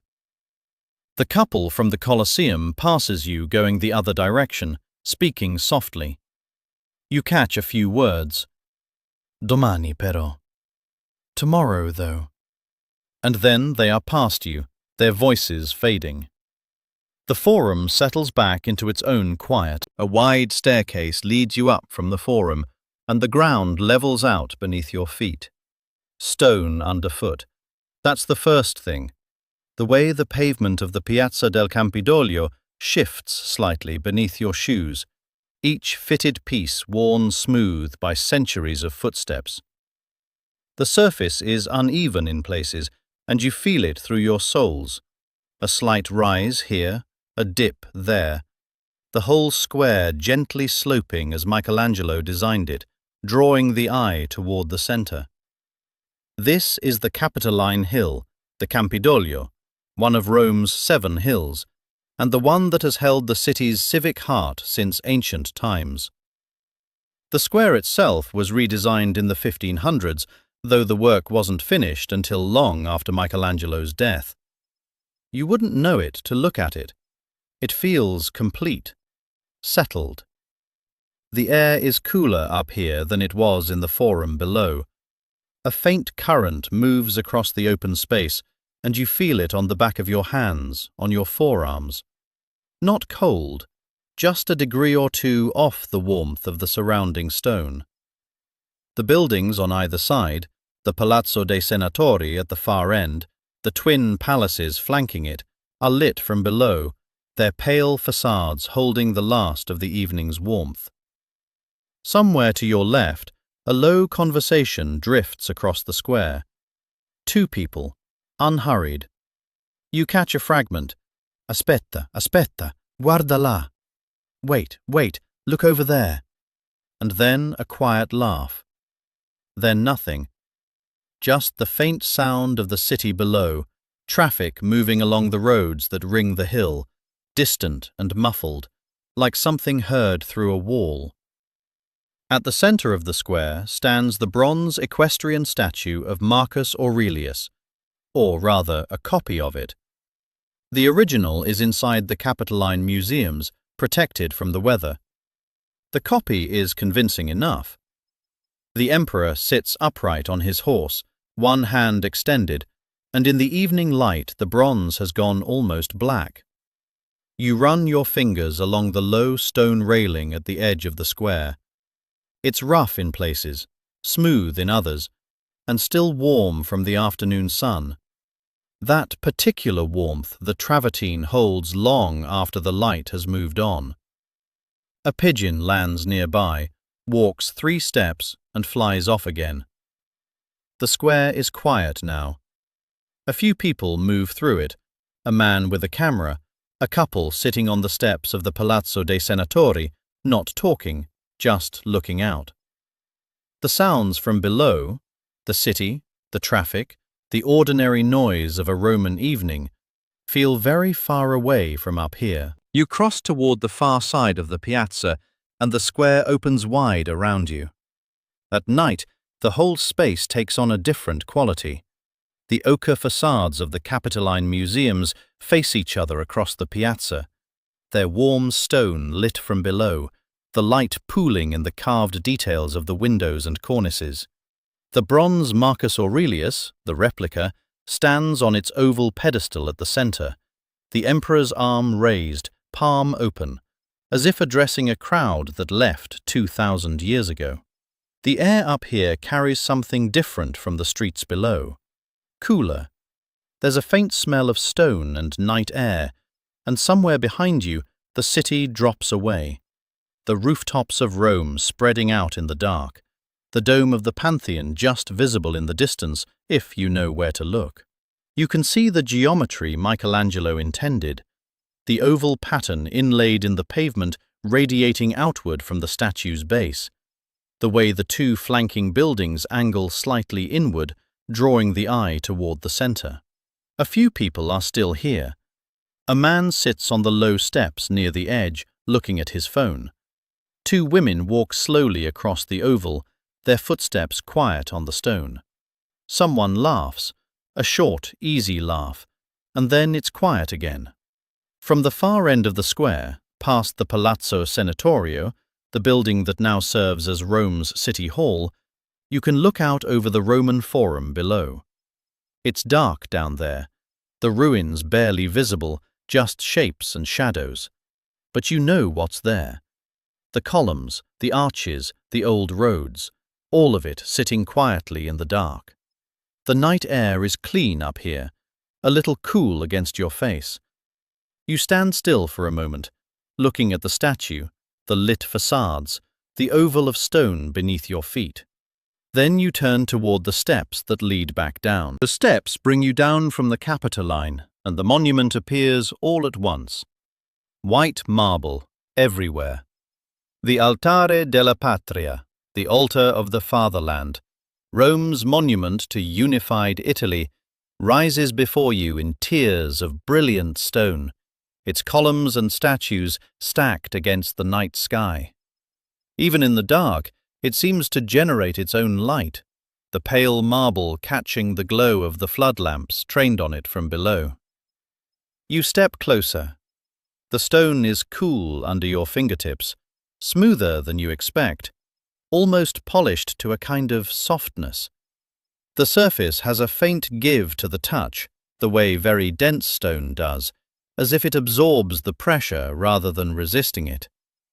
You run a hand along the base of one of the lower balustrades. Cold, solid. The kind of cold that has been there all day, waiting. The monument was completed in 1925, built to honor Victor Emmanuel II, the first king of a unified Italy. It is enormous by any measure, nearly 100 meters wide, 70 meters tall, and standing at its base, you feel the scale of it differently than you do from a distance. The columns above you are not columns so much as walls of stone, each one wider than a doorway. The air here carries something faint, a mineral coolness rising off the marble, mixed with the dry, dusty scent of the surrounding streets. There is something else underneath it, harder to name.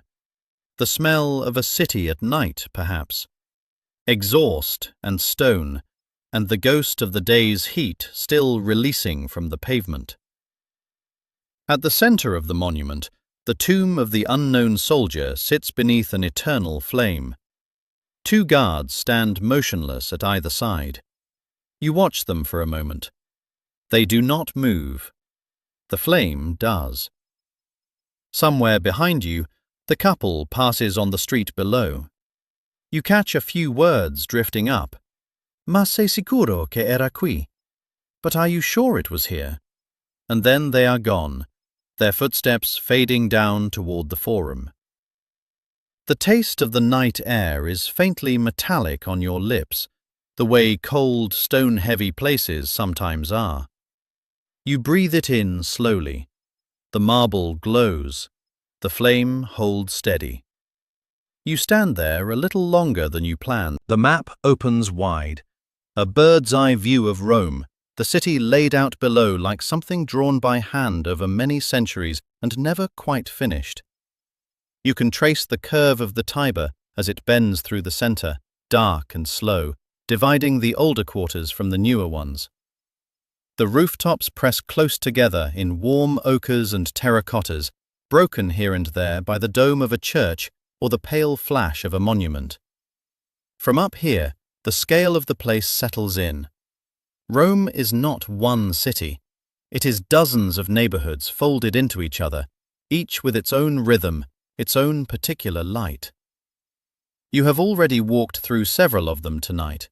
The Altare della Patria is visible from almost anywhere in the center, that white marble mass rising above the surrounding rooflines, impossible to miss.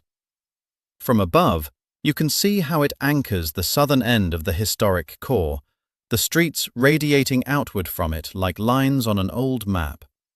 To the north, the streets tighten and narrow toward Piazza Colonna, the next stop. The piazza sits roughly at the heart of the city's ancient center, and even from this height you can pick out the column of Marcus Aurelius, the tall stone pillar that has stood in that square since the 2nd century. It is thinner than you might expect from the ground, but unmistakable. The city hums at this hour. Not loudly, just the low, continuous sound of a place that never fully goes quiet. Somewhere in those streets below, a couple is walking. You can almost imagine them, 2 figures moving through a pool of lamplight, their voices too low to carry this far up. Part 4 of the walk begins here, in the northern arc of the historic center. The streets ahead are narrower, the piazzas smaller, the crowds a little thinner at this hour. The column of Marcus Aurelius waits in the lamplight. The narrow street bends once, and then the columns appear. A row of tall stone columns rises from the side of a building, not ruins exactly, but not quite a building either. The Temple of Hadrian sits half absorbed into the surrounding structure, its ancient columns pressed against a later facade, as if the city simply grew around them and decided to stay. 11 Corinthian columns remain standing along the flank, each one carved from peperino, a grey volcanic stone quarried from the hills outside Rome. They are enormous up close. You reach out and press a hand flat against the nearest one. The stone is cool, slightly rough, and the surface has a faint grain to it, like compressed ash, which, in a way, it is. The temple was built in the year 138 by the Emperor Antoninus Pius, in honor of his adoptive father Hadrian, the same emperor who built the wall across northern Britain and the great mausoleum down by the river. This was his memorial. The columns that remain are what survived when the rest was folded into a customs house in the 1600s, and later a stock exchange. The building behind them is still in use today. You step back to take in the full height. The columns reach well above the roofline of the street. Their capitals, the carved acanthus leaves at the top, still crisp in places, worn smooth in others. A few visitors stand nearby, phones raised. One of them says something to the other. "Aspetta, aspetta!" Wait, wait, adjusting the angle before the shot.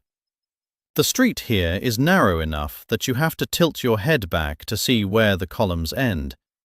The stone catches the evening light at a low angle, and the shadows in the carved fluting run deep and dark. It makes the columns look almost three-dimensional in a way they don't in photographs.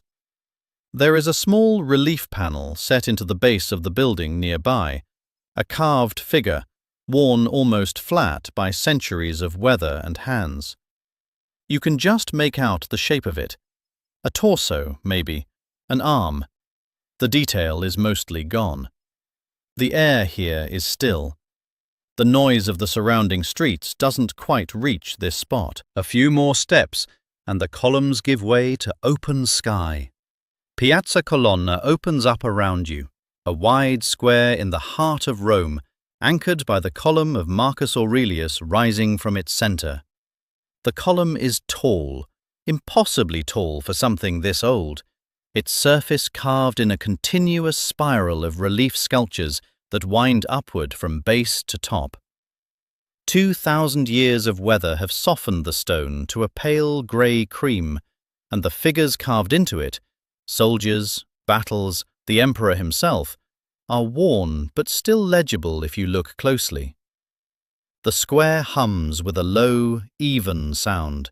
Voices from a cafe terrace along the far edge, the scrape of a chair. Somewhere behind you, a moped idles and then moves off. It is not quiet here, but it is not loud either. Just the ordinary noise of a city going about its evening. The buildings that frame the piazza are pale and formal. The Palazzo Chigi, the official residence of the Italian Prime Minister, runs along one side, its long facade punctuated by rows of shuttered windows. There are no crowds pressing against it. It simply stands there, as it has for centuries, doing what Roman buildings do, absorbing the light, holding the square in place. The air carries something faint. Coffee, maybe, or the warm exhaust of the city cooling down. The couple drifts past, close together, their voices low. You catch a few words. Ma dai, non era così lontano. Come on, it wasn't that far. And then they are past you, their footsteps fading toward the far side of the square. You look back up at the column. At the very top, a bronze statue of St. Paul stands where a statue of Marcus Aurelius once did, placed there in the 1500s when the church remade many of Rome's ancient monuments in its own image. The saint looks out over the rooftops, small against the sky. You drift closer to the column's base, and the carved figures come into sharper focus. The marble is cool under your fingertips, cooler than you expected given how warm the evening has been. The surface is not smooth. Up close, the carved relief is rough at the edges, the figures of soldiers and horses worn slightly by centuries of weather and hands like yours. The column has stood here since around 193, raised to honor the emperor's campaigns in the north. Nearly 2,000 years of Roman knights have passed around it. You step back and let the square settle around you. A warm smell drifts over from a pizza shop on the far side. Dough, something herbed, a faint char from the oven. It mixes with the cooler air coming off the stone buildings, a combination that is distinctly Roman, old and warm and slightly edible. The couple passes close by again, walking slowly, their shoulders almost touching. You catch a few words. Ma dai, non era così piccolo. Come on, it wasn't that small. And then a laugh, low and easy, the kind that belongs to people who have been talking for hours and are not done yet. They drift toward the far end of the piazza without looking back. You stay a moment longer near the base of the column. The stone beneath your feet is uneven, large flat slabs fitted together, the gaps worn smooth by foot traffic over decades. There is a faint humidity rising from the pavement as the day's heat releases slowly into the night. You press your palm flat against the column one more time. Still cool, still solid. Somewhere behind you, a chair scrapes against the ground outside a cafe. A glass is set down. The evening settles a little deeper. The street narrows as you leave the piazza, and then the sound reaches you before the fountain does. A low, continuous rush. Not quite a roar, more like the city exhaling, growing louder with each turn of the lane. Then the street opens, and there it is. The Trevi fountain fills the entire end of the piazza, lit from below in warm gold light. The water pours in wide sheets from the central figure, Neptune, god of the sea, standing on a shell-shaped chariot pulled by two horses, one calm, one rearing. The stone is pale and detailed, every muscle and fold carved with a precision that makes it hard to believe it was finished in 1762. The basin in front is enormous, and the water in it catches the lamplight, shifting, restless, a deep blue-green in the center, fading to pale where it shallows near the edge. Coins glint at the bottom. Hundreds of them, maybe thousands, layered over each other in the dim light. The crowd around the fountain is thick but not loud. People stand at the low stone railing, phones raised, or just watching. A few sit on the steps to the side. The sound of the water is constant enough that it absorbs most of the noise. Conversations blur into it, footsteps disappear. What you hear mostly is the water. You find a spot near the edge and lean against the railing. The stone is cool under your palms, smooth from years of hands resting exactly where yours are now. A fine mist drifts from the cascade. Barely anything, just a faint dampness on your forearm, a slight chill against the warm night air. The fountain is bigger than you expect, even if you've seen it before. It takes up the whole wall of the Palazzo Poli behind it. The architecture and the sculpture fuse together so completely that it's hard to say where the building ends and the fountain begins. Tritons flank Neptune on either side, guiding the horses through carved waves. The whole thing is in motion, or seems to be, even though it's all stone. The crowd thins a little as you move closer to the fountain's edge. The stone railing is cool under your fingers, worn smooth by years of hands resting exactly where yours are now. The water in the basin below is a deep, clear green, and the lamplight catches it in shifting patches of gold and white. You can smell it from here, something mineral and clean, the way a river smells after rain. The sculptures above are enormous up close. Neptune at the center, flanked by his tritons, the whole facade lit from below so that the shadows fall upward, an odd theatrical effect that makes the stone figures look like they're moving. The fountain was completed in 1762, though the design had been debated and delayed for decades before that. It took a long time to get here. You notice a couple standing slightly apart from the main crowd, near the left edge of the basin. They're not taking photos. She reaches into her coat pocket and presses something into his palm, a single coin. He looks at it, then at her. There's a pause. Then he turns, tosses it over his shoulder without looking, and laughs quietly. You catch a few words drifting over. Ma dai, abbiamo già Roma. Oh, come on, we already have Rome. And then her reply. Si lancia lo stesso, per scaramanzia. You throw it anyway, for luck. A beat. Va bene, va bene. All right, all right. The mist from the cascade reaches you in faint pulses, not enough to be cold, just enough to feel. The air here carries it, that mineral coolness layered over the warmer smell of old stone and the faint trace of something floral from a nearby window box. You breathe it in slowly. The water keeps falling. The couple turns and walks back into the crowd, her hand finding his arm.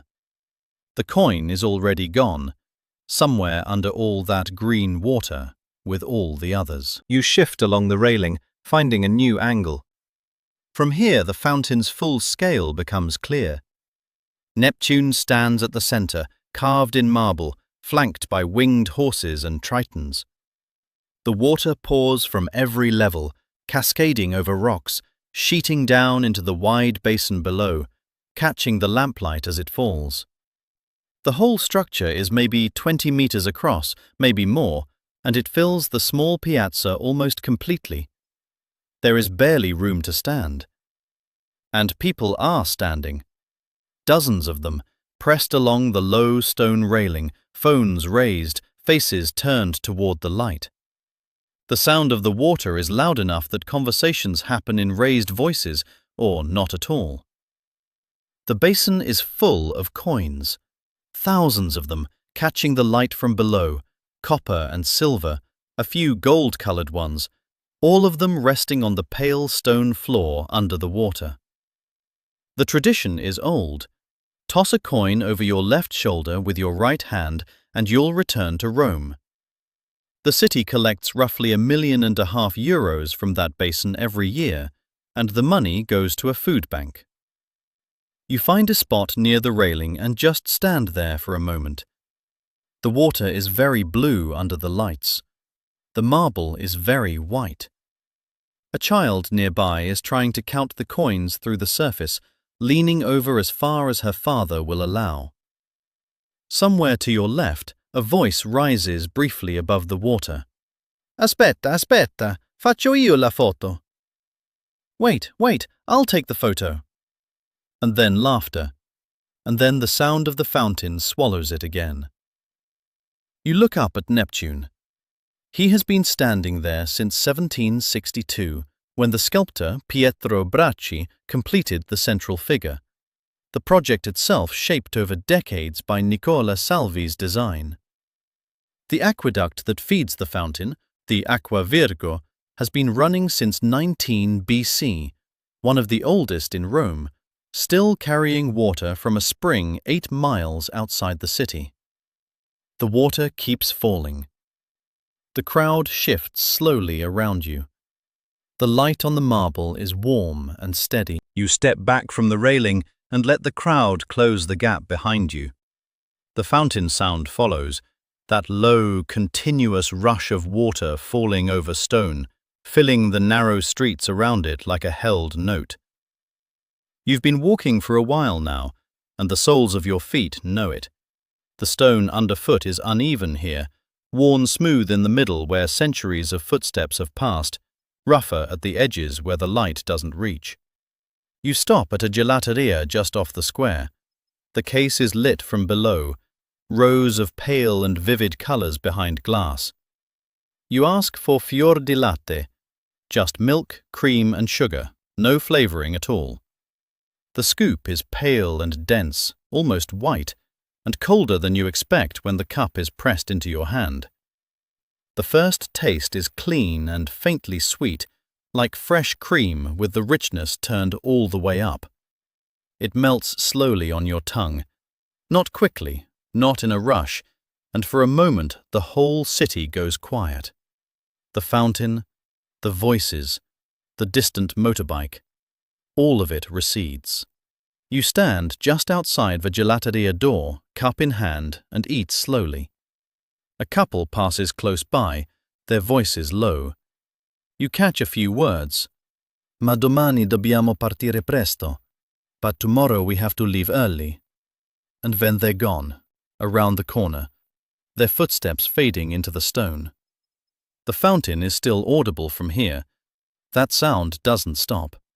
It's been running since 1762, fed by an ancient aqueduct that has carried water into Rome for over 2,000 years. At night, lit from below, the water looks almost solid as it falls. You finish the last of the gelato. The cup is damp in your hand from the cold. You set it in a bin near the door and stand still for a moment, listening. The rush of water. A laugh somewhere behind you. The soft scrape of someone's chair on stone. Then you turn and start walking north. The narrow lanes widen and the piazza spreads out before you, broader than you expected after the tight streets leading here. Piazza di Spagna sits at the foot of the Spanish Steps, a long, irregular square that has been a gathering point in Rome for centuries. The sky above has shifted from pale gold to a deeper blue, and the lamps along the piazza are beginning to hold their own against the fading day. At the center of the square, low and almost easy to miss, is the Barcaccia, a fountain shaped like a half-sunken boat, designed in the 1600s by Pietro Bernini, father of the more famous Gian Lorenzo. Water spills quietly over its edges, pooling in the shallow basin. The sound is soft, almost understated for a Roman fountain. You have to stand close to hear it properly. The smell here is layered. Somewhere nearby, a flower stall is still open. Roses and something else. Something sweeter, maybe freesia. And the scent drifts across the square in faint waves. Behind it, the faintest trace of exhaust from a scooter that passed a minute ago, already dissolving. People move through the piazza at different speeds. A few tourists stand near the fountain with their phones out. A man in a linen jacket sits on the low wall at the edge, reading something on his phone, not looking up. Two women walk past quickly, heels clicking on the stone, deep in conversation. You catch a fragment. Ma lui non lo sa ancora. But he doesn't know yet. The buildings that frame the square are pale and tall, their facades lit from below by the warm glow of street lamps. The windows on the upper floors are mostly dark. A few have their shutters open, curtains just barely moving. Above it all, at the top of the steps you haven't climbed yet, the twin bell towers of the Trinità dei Monti church stand against the darkening sky. From down here they look very still. The stone of the steps below them is a warm amber in the lamplight, wide and curved, rising in broad tiers. You stand for a moment near the barcaccia, listening to the water. The square hums quietly around you, not loud, not empty, just present. You cross the piazza and the steps rise before you. Wide, pale travertine stone, tier after tier, climbing toward the church of Trinità dei Monti at the top. There are 135 steps in all, built in the 1720s to connect the piazza below with the French church above.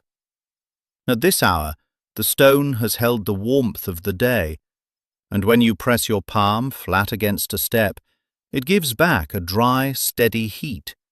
Not hot, just present.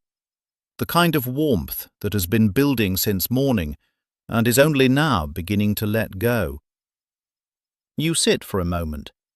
The stone is smooth under you, worn by centuries of people doing exactly this, resting, looking out, letting the city settle around them. From somewhere below, a faint trace of something sweet drifts up. Roasted nuts, maybe, or the tail end of someone's espresso carried on the evening air. It comes and goes. You don't chase it. John Keats lived just beside this piazza, in the small house at the foot of the steps, in the last months of his life. He died there in 1821, 25 years old. He once wrote, "A thing of beauty is a joy forever. Its loveliness increases, it never passes into nothingness." Standing here, or sitting here, you understand something of what he meant. A couple passes you on their way up, moving slowly. You catch a few words. Ma quanto manca ancora? How much further is it? And then a quiet laugh. And then they're gone, their footsteps fading up the stone. The church at the top is lit from below, its twin bell towers pale against the darkening sky. The steps themselves are mostly quiet now. A few people scattered across the tiers, sitting the way you are, not going anywhere in particular. The air carries a faint coolness that wasn't there an hour ago. Not cold, just the first suggestion of night. You run your hand along the edge of the step beside you. The stone is slightly rough at the corners, worn smooth in the middle where feet have crossed it for 300 years. You keep your hand there a moment longer. Then you stand. The Spanish steps are behind you now. The city opens up as you climb, not dramatically, but gradually, the way Rome tends to reveal itself. One more turn, one more rise in the path, and suddenly there is more sky than street. You are heading up toward the Pincian Hill, the old ridge that has looked down over Rome since before the emperors. The stone beneath your shoes is smooth in places, rougher where it has been repaired, and the incline is gentle enough that you barely notice you are climbing until you stop and look back. And when you do look back, the city is just there. Rooftops in every direction, pale and terracotta and ochre, stacked and overlapping, broken up by the dark shapes of umbrella pines standing above the rest. Somewhere in the middle distance, a dome. Then another. Rome does not have a single skyline, it has dozens, depending on where you stand. The air up here is a little cooler, not cold, just a degree or two less than the streets below, enough to notice. A faint breeze moves through the trees lining the path. You can hear the city, but it is muffled now, softened by distance and elevation. A car horn somewhere far below, the low murmur of other walkers on the path ahead. You keep walking. The path curves slightly, and the trees thicken on either side.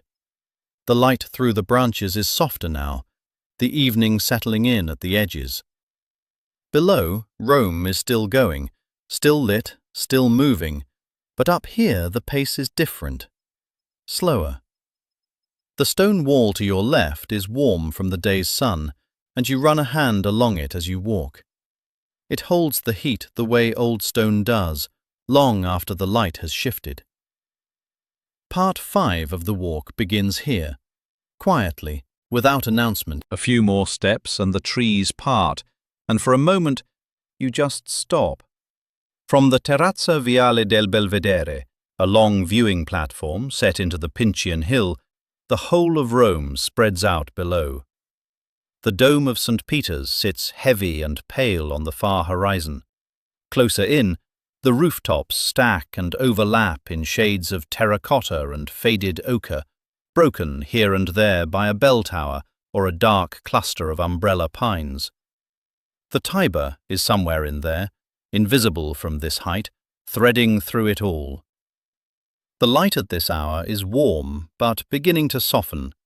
Long shadows stretch across the city's surface, and the stone of the terrace wall under your hand is smooth and sun-warmed.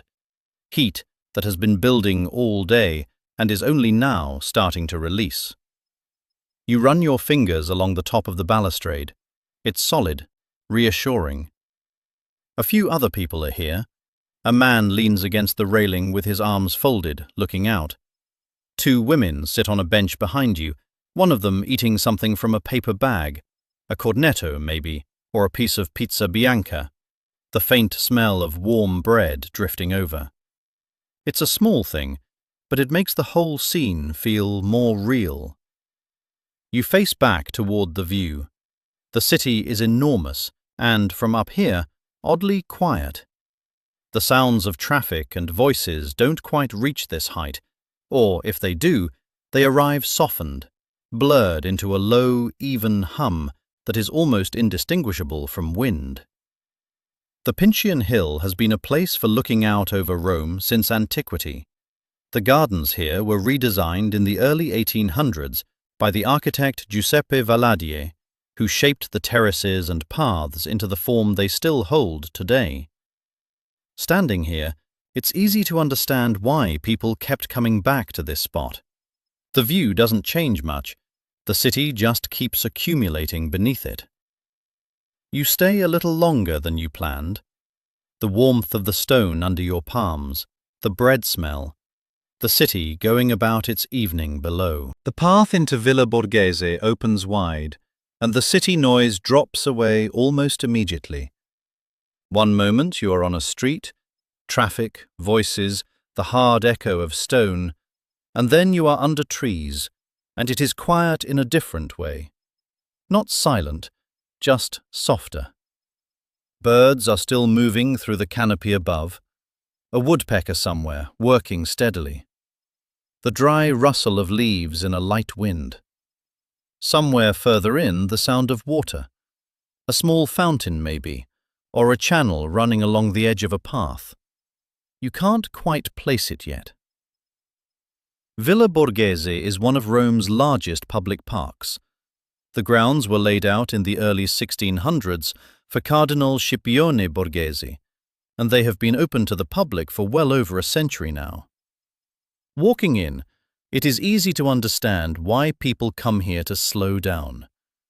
The trees are old, the pines especially, tall stone pines, their flat crowns spread wide against the sky, the kind you see in paintings of the Roman countryside. The light through them is uneven. Patches of warm gold on the path, then shade, then gold again. The ground is pale and sandy underfoot, packed firm. The smell here is distinct. Pine resin, dry earth, and something faintly green and cool underneath it all. After the warm stone of the streets, it registers immediately. The air feels different in your lungs, looser somehow. A few people pass in the other direction. A man walking a small dog, a woman with a book tucked under her arm. No one is in a hurry. A pair of teenagers sit on a low wall just off the path, talking quietly, their voices too low to catch. You follow the path as it curves gently to the right. The trees thicken on one side. On the other, a stretch of open grass catches the last of the evening light. Pale gold, almost amber at the edges. A single pine stands at the far end of it, casting a long shadow across the ground. You keep walking. The path narrows here, and the trees close in on either side. The air is different under this canopy. Cooler, heavier with the smell of damp earth and pine resin. Not unpleasant, just the smell of a garden that has been here a long time, that holds moisture in its soil even on warm evenings. You breathe it in slowly. There is something almost medicinal about it, clean and faintly sharp. The ground beneath your feet is soft at the edges where the path meets the grass. A slight give, like the earth is still holding the day's warmth just below the surface. You brush your hand along a low hedge as you pass. The leaves are waxy, cool to the touch, slightly rough on the underside. A few steps further, and the hedge gives way to open air again, and the temperature shifts. Just a degree or two, but you notice it. Somewhere behind you, a couple is walking at an easy pace. You catch a fragment. Ti ricordi quella trattoria vicino al ponte? Do you remember that trattoria near the bridge? And then a low laugh, and then nothing. Their footsteps fade into the soft background of the garden. The smell changes again as you round a gentle curve. Something floral now, faint, not overwhelming, possibly wisteria, possibly something else entirely. It drifts in and then it's gone, replaced again by the green, earthy baseline of the park. Villa Borghese was laid out in the early 1600s as a private estate, and even now, centuries later, the garden has a quality of deliberate calm. Paths that curve just enough to make you slow down. Trees planted at intervals that feel considered rather than accidental. You run your fingers along the bark of a stone pine as you pass. Rough, deeply furrowed, warm on the sun-facing side and cool on the other. The contrast is small but satisfying. The light is low now, filtering gold through the upper branches. The path ahead curves gently to the right. You follow it. The air has that particular quality it gets in a garden at dusk, when the plants are still and the day's heat is just beginning to lift. Around the next bend, the path opens slightly, and the trees thin enough to let the evening light fall in long, pale strips across the ground. The stone underfoot is smooth in places, worn down by years of footsteps. You can feel the difference where the path dips slightly, where the surface has been polished flat. Roots from the older trees have pushed up at the edges, lifting the stone in small ridges that catch the last of the light. A few people are still out. A man sits on a low wall with his jacket folded across his knees, looking at nothing in particular. Two children run ahead of their parents on the path, their footsteps quick and light against the stone. The parents walk slowly behind, not hurrying. The trees here are tall, umbrella pines, their flat canopies spread wide overhead, the kind of tree that appears in Roman paintings and frescoes going back centuries. Their trunks are straight and reddish-brown, and the bark has a rough, plated texture if you reach out and press your palm against it. Cool, slightly damp from the shade. Somewhere off to the left, a bird calls once and then stops. The sound carries clearly in the still air, then quiet again. Just the soft crunch of gravel under your shoes and the distant murmur of other walkers further along the path. The light is changing. It has that late evening quality now. Lower, warmer, more orange than gold, and it catches the dust in the air above the path, making it visible for a moment before it settles. The shadows from the pine trunks stretch long across the ground. You pass a low iron fence bordering a section of lawn. The grass inside is a deep, dark green, still holding moisture from an earlier watering. A pigeon walks along the fence line, unhurried, pecking at something in the gravel.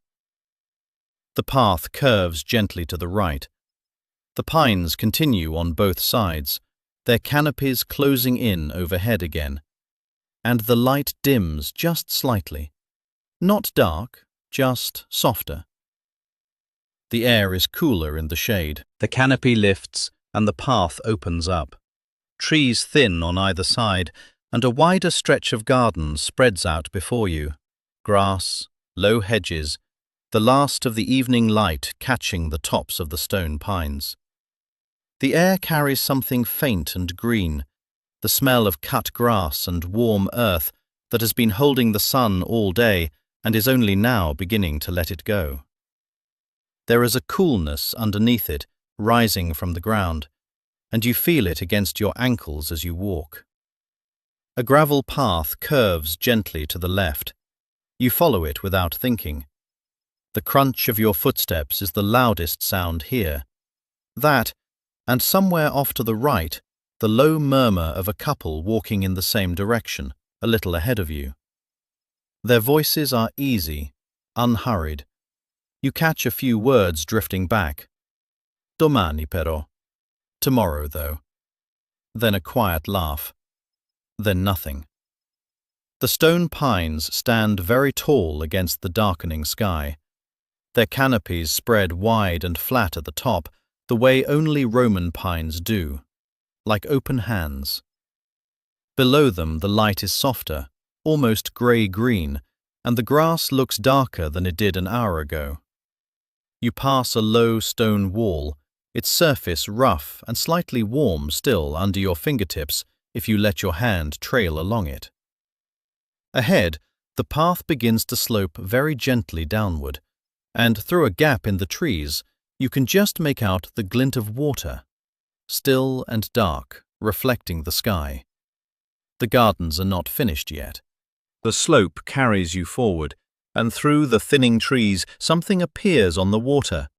A small lake opens up in the middle of the gardens, still and dark in the evening light, and there, on a low island at its centre, stands the Temple of Asclepius.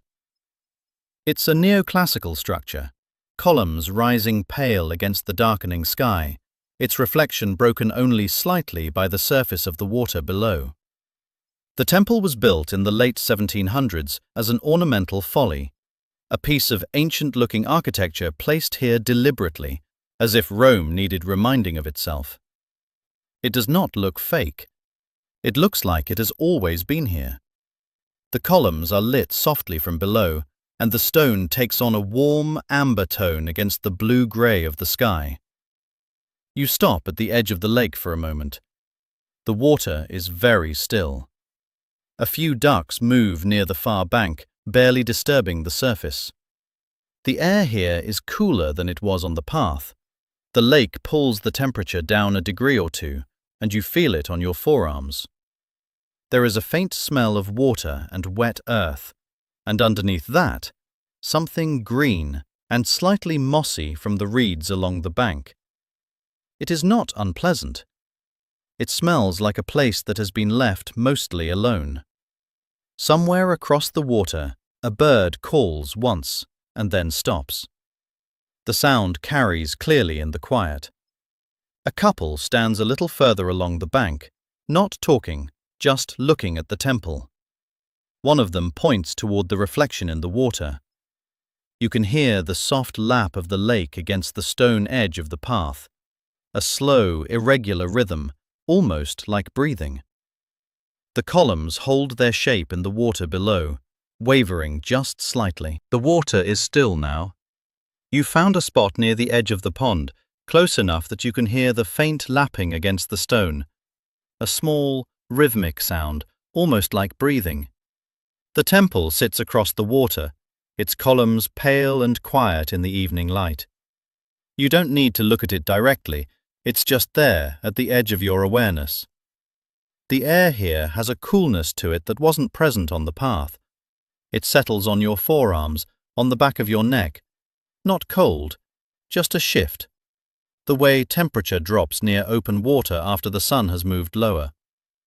You pull your jacket a little closer without thinking about it. Somewhere behind you, a pair of ducks move through the reeds with a soft, papery rustle. Then quiet again. A bird calls once from somewhere in the trees, a single note, not repeated. The couple from earlier has settled on a bench a little further along the bank. You catch a few words drifting over. Non lo so, forse domani. I don't know, maybe tomorrow. And then a low laugh, easy and unhurried. They're not going anywhere fast. The stone of the low wall beside you is cool under your hand, slightly rough, the kind of surface that has been rained on and dried out many times over. You run your thumb along it without really meaning to.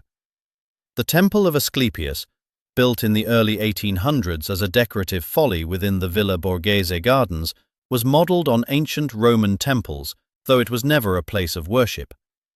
It was always meant to be looked at from across the water, a reflection as much as a building. And from here, that's exactly what it is. The columns catch what's left of the light. The water holds a faint copy of them, slightly blurred. You sit with it for a moment. The ducks settle. The voices on the bench go quiet. The water makes its small sound against the stone, and then that too seems to soften, until it's almost nothing at all. The temple comes fully into view now. A small, round structure set on a low island in the middle of the lake, its pale columns reflected in the dark water below. The reflection wavers slightly, broken by the faintest ripple moving across the surface. Then it settles again, and the columns are there twice, once in stone, once in water. This is the Temple of Asclepius, Asclepius being the ancient Greek god of medicine and healing, built here in the late 1700s as a decorative folly within the Villa Borghese gardens. It was never a place of actual worship. It was built to look like one, to give the landscape a sense of age. And it does. Standing at the water's edge, it is easy to forget that it is only a few centuries old. The smell of the lake reaches you here, something cool and faintly green, the way still water smells when it has been sitting in the shade of trees all day. Not unpleasant, just present. A reminder that you are standing at the edge of something. The light is low now, the last of the evening settling into the garden. The columns catch what remains of it, a warm amber tone along one side, the other already in shadow. A few birds move through the trees behind the temple, their calls short and unhurried. Then quiet again. Somewhere to your left, a couple stands near the water's edge. One of them points toward the temple, and you catch a few words. Ma è finta, no? But it's fake, right? And the other laughs softly, shrugging. They stay anyway, looking at it. The stone of the temple is a pale grey-white, worn at the edges, the kind of surface that holds shadow in its grooves. The columns are slender. The whole structure is small enough that it feels almost private, like something you stumbled onto rather than sought out. The water is very still now. The reflection holds. You leave the lake behind, following a path that curves slightly through the trees, and there it is, tucked in a small clearing, almost easy to miss. The hydrochronometer, a water clock built in the 1860s by a Dominican friar named Giovanni Embriaco, stands quietly among the greenery. It looks something like a miniature fountain crossed with a clock tower, a narrow stone structure, perhaps 2 meters tall, with water flowing through it in a slow, measured way. The mechanism uses the movement of water to mark the hours. It has been doing so, more or less, for well over a century. You step a little closer. The stone is cool under your fingertips, slightly rough, with the texture of something that has been rained on many hundreds of times. Moss has found its way into the lower edges, soft and faintly damp. The air here smells of wet stone and earth, the kind of smell that belongs to shaded corners of old gardens. There is something almost domestic about it, for all its ingenuity. It does not announce itself. It simply sits here among the trees of the Villa Borghese gardens, doing what it was made to do, measuring time, quietly, with water. A few people have stopped nearby, looking at it with mild curiosity. Someone leans in to read the small plaque. The sound of the water is faint but steady, a thin trickle, not a rush. It moves through the mechanism in a way that is almost meditative, each drop doing its small part. The trees overhead filter the last of the evening light, and the clearing holds a particular stillness. Not silence exactly, but a kind of low, even hum. Birds, distant footsteps on gravel, the water doing its work. You linger in the clearing a moment longer. The water clock is still visible through the trees, its circular face catching the last of the evening light, the mechanism quietly doing what it has done for over a century. There is something almost hypnotic about a clock that runs on water. No ticking, just flow. The garden around it is unhurried. A stone path curves away to the right, edged with low shrubs and the occasional iron lamp just beginning to glow as the sky deepens. The palms overhead are still. A few visitors move through at a slow pace, a man with his hands clasped behind his back, a woman reading something on her phone and then looking up as if checking whether the real thing matches the screen. The pond reflects a strip of pale sky. A leaf drifts across the surface, slow and directionless. From somewhere further along the path, you catch the sound of a couple talking, not loudly, just the easy back and forth of two people who have been walking together for a while. You catch a fragment as they pass. Ma secondo me era meglio il primo posto. But I think the first place was better. And then they are gone around the bend, their voices absorbed by the trees. The hydrochronometer was designed by Giovanni Embriaco and built here in Villa Borghese. It is one of only a handful of water clocks still functioning in the world. That fact sits quietly in the air. You take one more look at the clock face, the water moving through its channels, steady and indifferent to the hour, and then you turn back toward the path. The lamps along the walkway are warmer now than the sky above them. The garden is settling into evening. A few more steps and the trees fall away. The path opens, and suddenly the city is below you. The Terrazza del Pincio, a broad stone terrace at the edge of the Pincian Hill, above the Piazza del Popolo, stretches out in the last warmth of the day. The balustrade runs along the far edge, pale and solid, and beyond it, Rome spreads in every direction. Domes and rooftops, the long, pale ribbon of the Tiber, the dark shape of the Vatican in the distance. The light is going amber now, catching the tops of the umbrella pines that line the terrace walk. You stop at the railing and rest your hands on the stone. It is warm, warmer than the air which has started to cool. The stone holds the heat of the afternoon in it, smooth under your palms, slightly rough at the edges where the surface has worn. Mark Twain, who travelled through Italy in the 1860s, once wrote, "It is from the Pincian Hill that Rome is best seen." He was not wrong. From here, the city does not feel like a place you are inside. It feels like something you can hold in your gaze all at once. The Altare della Patria catches the last direct light, white and sharp against the softer tones around it. Closer in, the twin churches of the Piazza del Popolo sit side by side, almost identical, their domes low and round. A few other people stand along the balustrade, spread out, mostly quiet. Someone is eating from a paper cone of roasted nuts, the faint, warm smell drifting over when the breeze shifts. You catch it for a moment, then it's gone. The sky above the rooftops is still pale blue at the top, deepening toward the horizon, where it goes orange, then a thin line of rose. The city below is starting to fill with its own light, windows, street lamps, the slow brightening of the illuminated monuments as the natural light withdraws.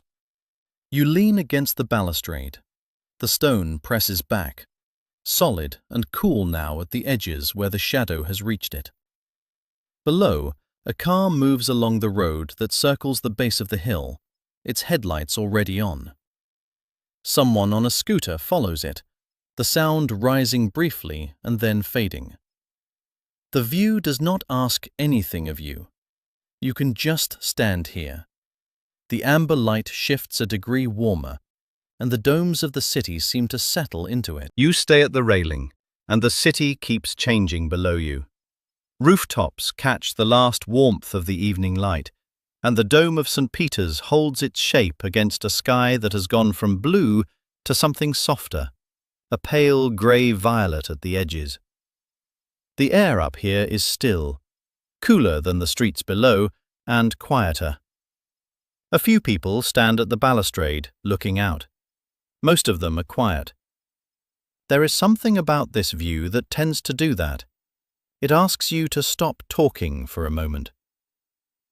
Near the far end of the railing, a couple stands close together. Her arm is through his.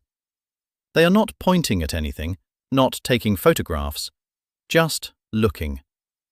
The kind of stillness between two people that takes a long time to arrive at.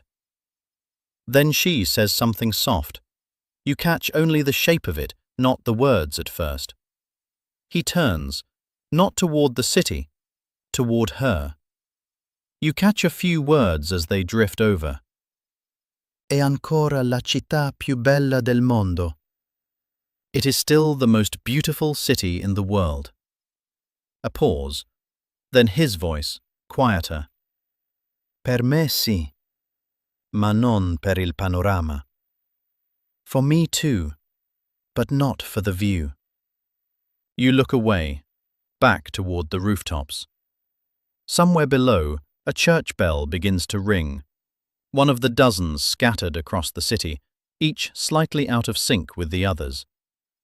The sound rises up through the warm air and reaches you here on the hill, layered and unhurried. You count the strikes without meaning to. 7. Then silence. The smell of the gardens behind you drifts forward, something green and faintly resinous, pine or laurel, carried on the same breeze that stirs the leaves along the terrace edge. Rome at this hour has a particular quality of light. Everything looks slightly warmer than it is, slightly older. The stone of the balustrade under your hand is still holding the heat of the afternoon. The couple has turned now, walking slowly back along the terrace, her shoulder against his. Their footsteps are quiet on the stone. They pass without looking up. The bells have stopped. The city hums on below, distant and continuous, like something breathing. The path descends from the Pincio and opens, suddenly, completely, into Piazza del Popolo. It's a large oval of stone, wider than you expect after the narrow garden paths above. The obelisk at the centre rises straight and dark against the night sky, its tip almost disappearing into the dark above the lamplight. It's one of the oldest things in Rome, brought here from Egypt, from the reign of Ramesses II, more than 3,000 years ago. And it stands here now, perfectly still, while the city moves around it. Two fountains flank it, their water catching the light in low, quiet arcs. The sound reaches you before you're fully in the square, a soft, continuous rush, not dramatic, just steady. The air down here is different from the hill, cooler and carrying something, the faint trace of coffee from a bar somewhere along the edge of the piazza, the kind of smell that clings to Roman evenings, bitter and warm at once. If you breathe in slowly, there's something else underneath it. Damp stone, the faint mineral edge of the fountain water, the night itself. The stone underfoot is smooth from centuries of feet, and where the lamplight doesn't quite reach, the piazza stretches into a soft dark that feels less like emptiness and more like quiet. At the far end, 3 roads branch away from the square, the famous trident of streets that once guided pilgrims arriving in Rome from the north. Via del Corso runs straight ahead into the heart of the city. The other 2 angle off on either side, disappearing between buildings. 2 nearly identical churches stand at the fork, Santa Maria in Monte Santo on the left, Santa Maria dei Miracoli on the right, built in the 17th century to frame that entrance into the city. From here, their domed silhouettes are symmetrical in the dark. A few people cross the piazza at this hour. A man walking a dog, the dog's nails clicking faintly on the stone.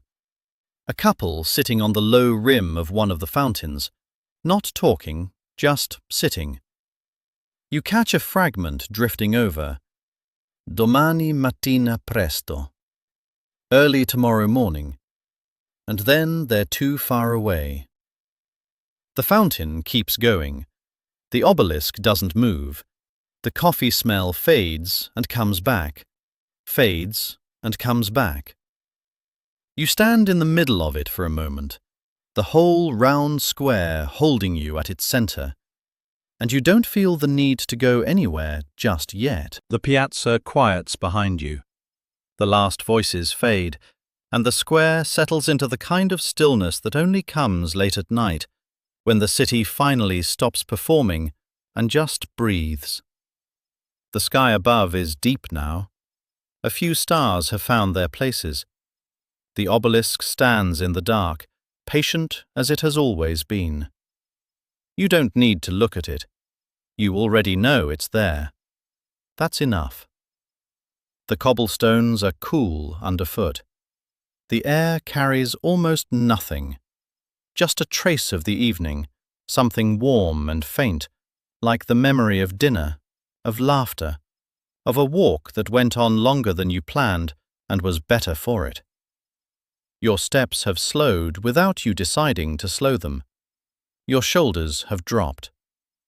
The couple from earlier has long since turned down some quiet street and gone home. A door closed softly somewhere. A light went off. The city is still here, all of it, the stone and the water and the old walls holding their old stories. But it's resting now. And so are you. You don't need to go anywhere else. This is the last stop. You made it. This has been Walk Me to Sleep by Bears with Apps. Thank you for walking with us tonight. Close your eyes now. Rome will still be here in the morning.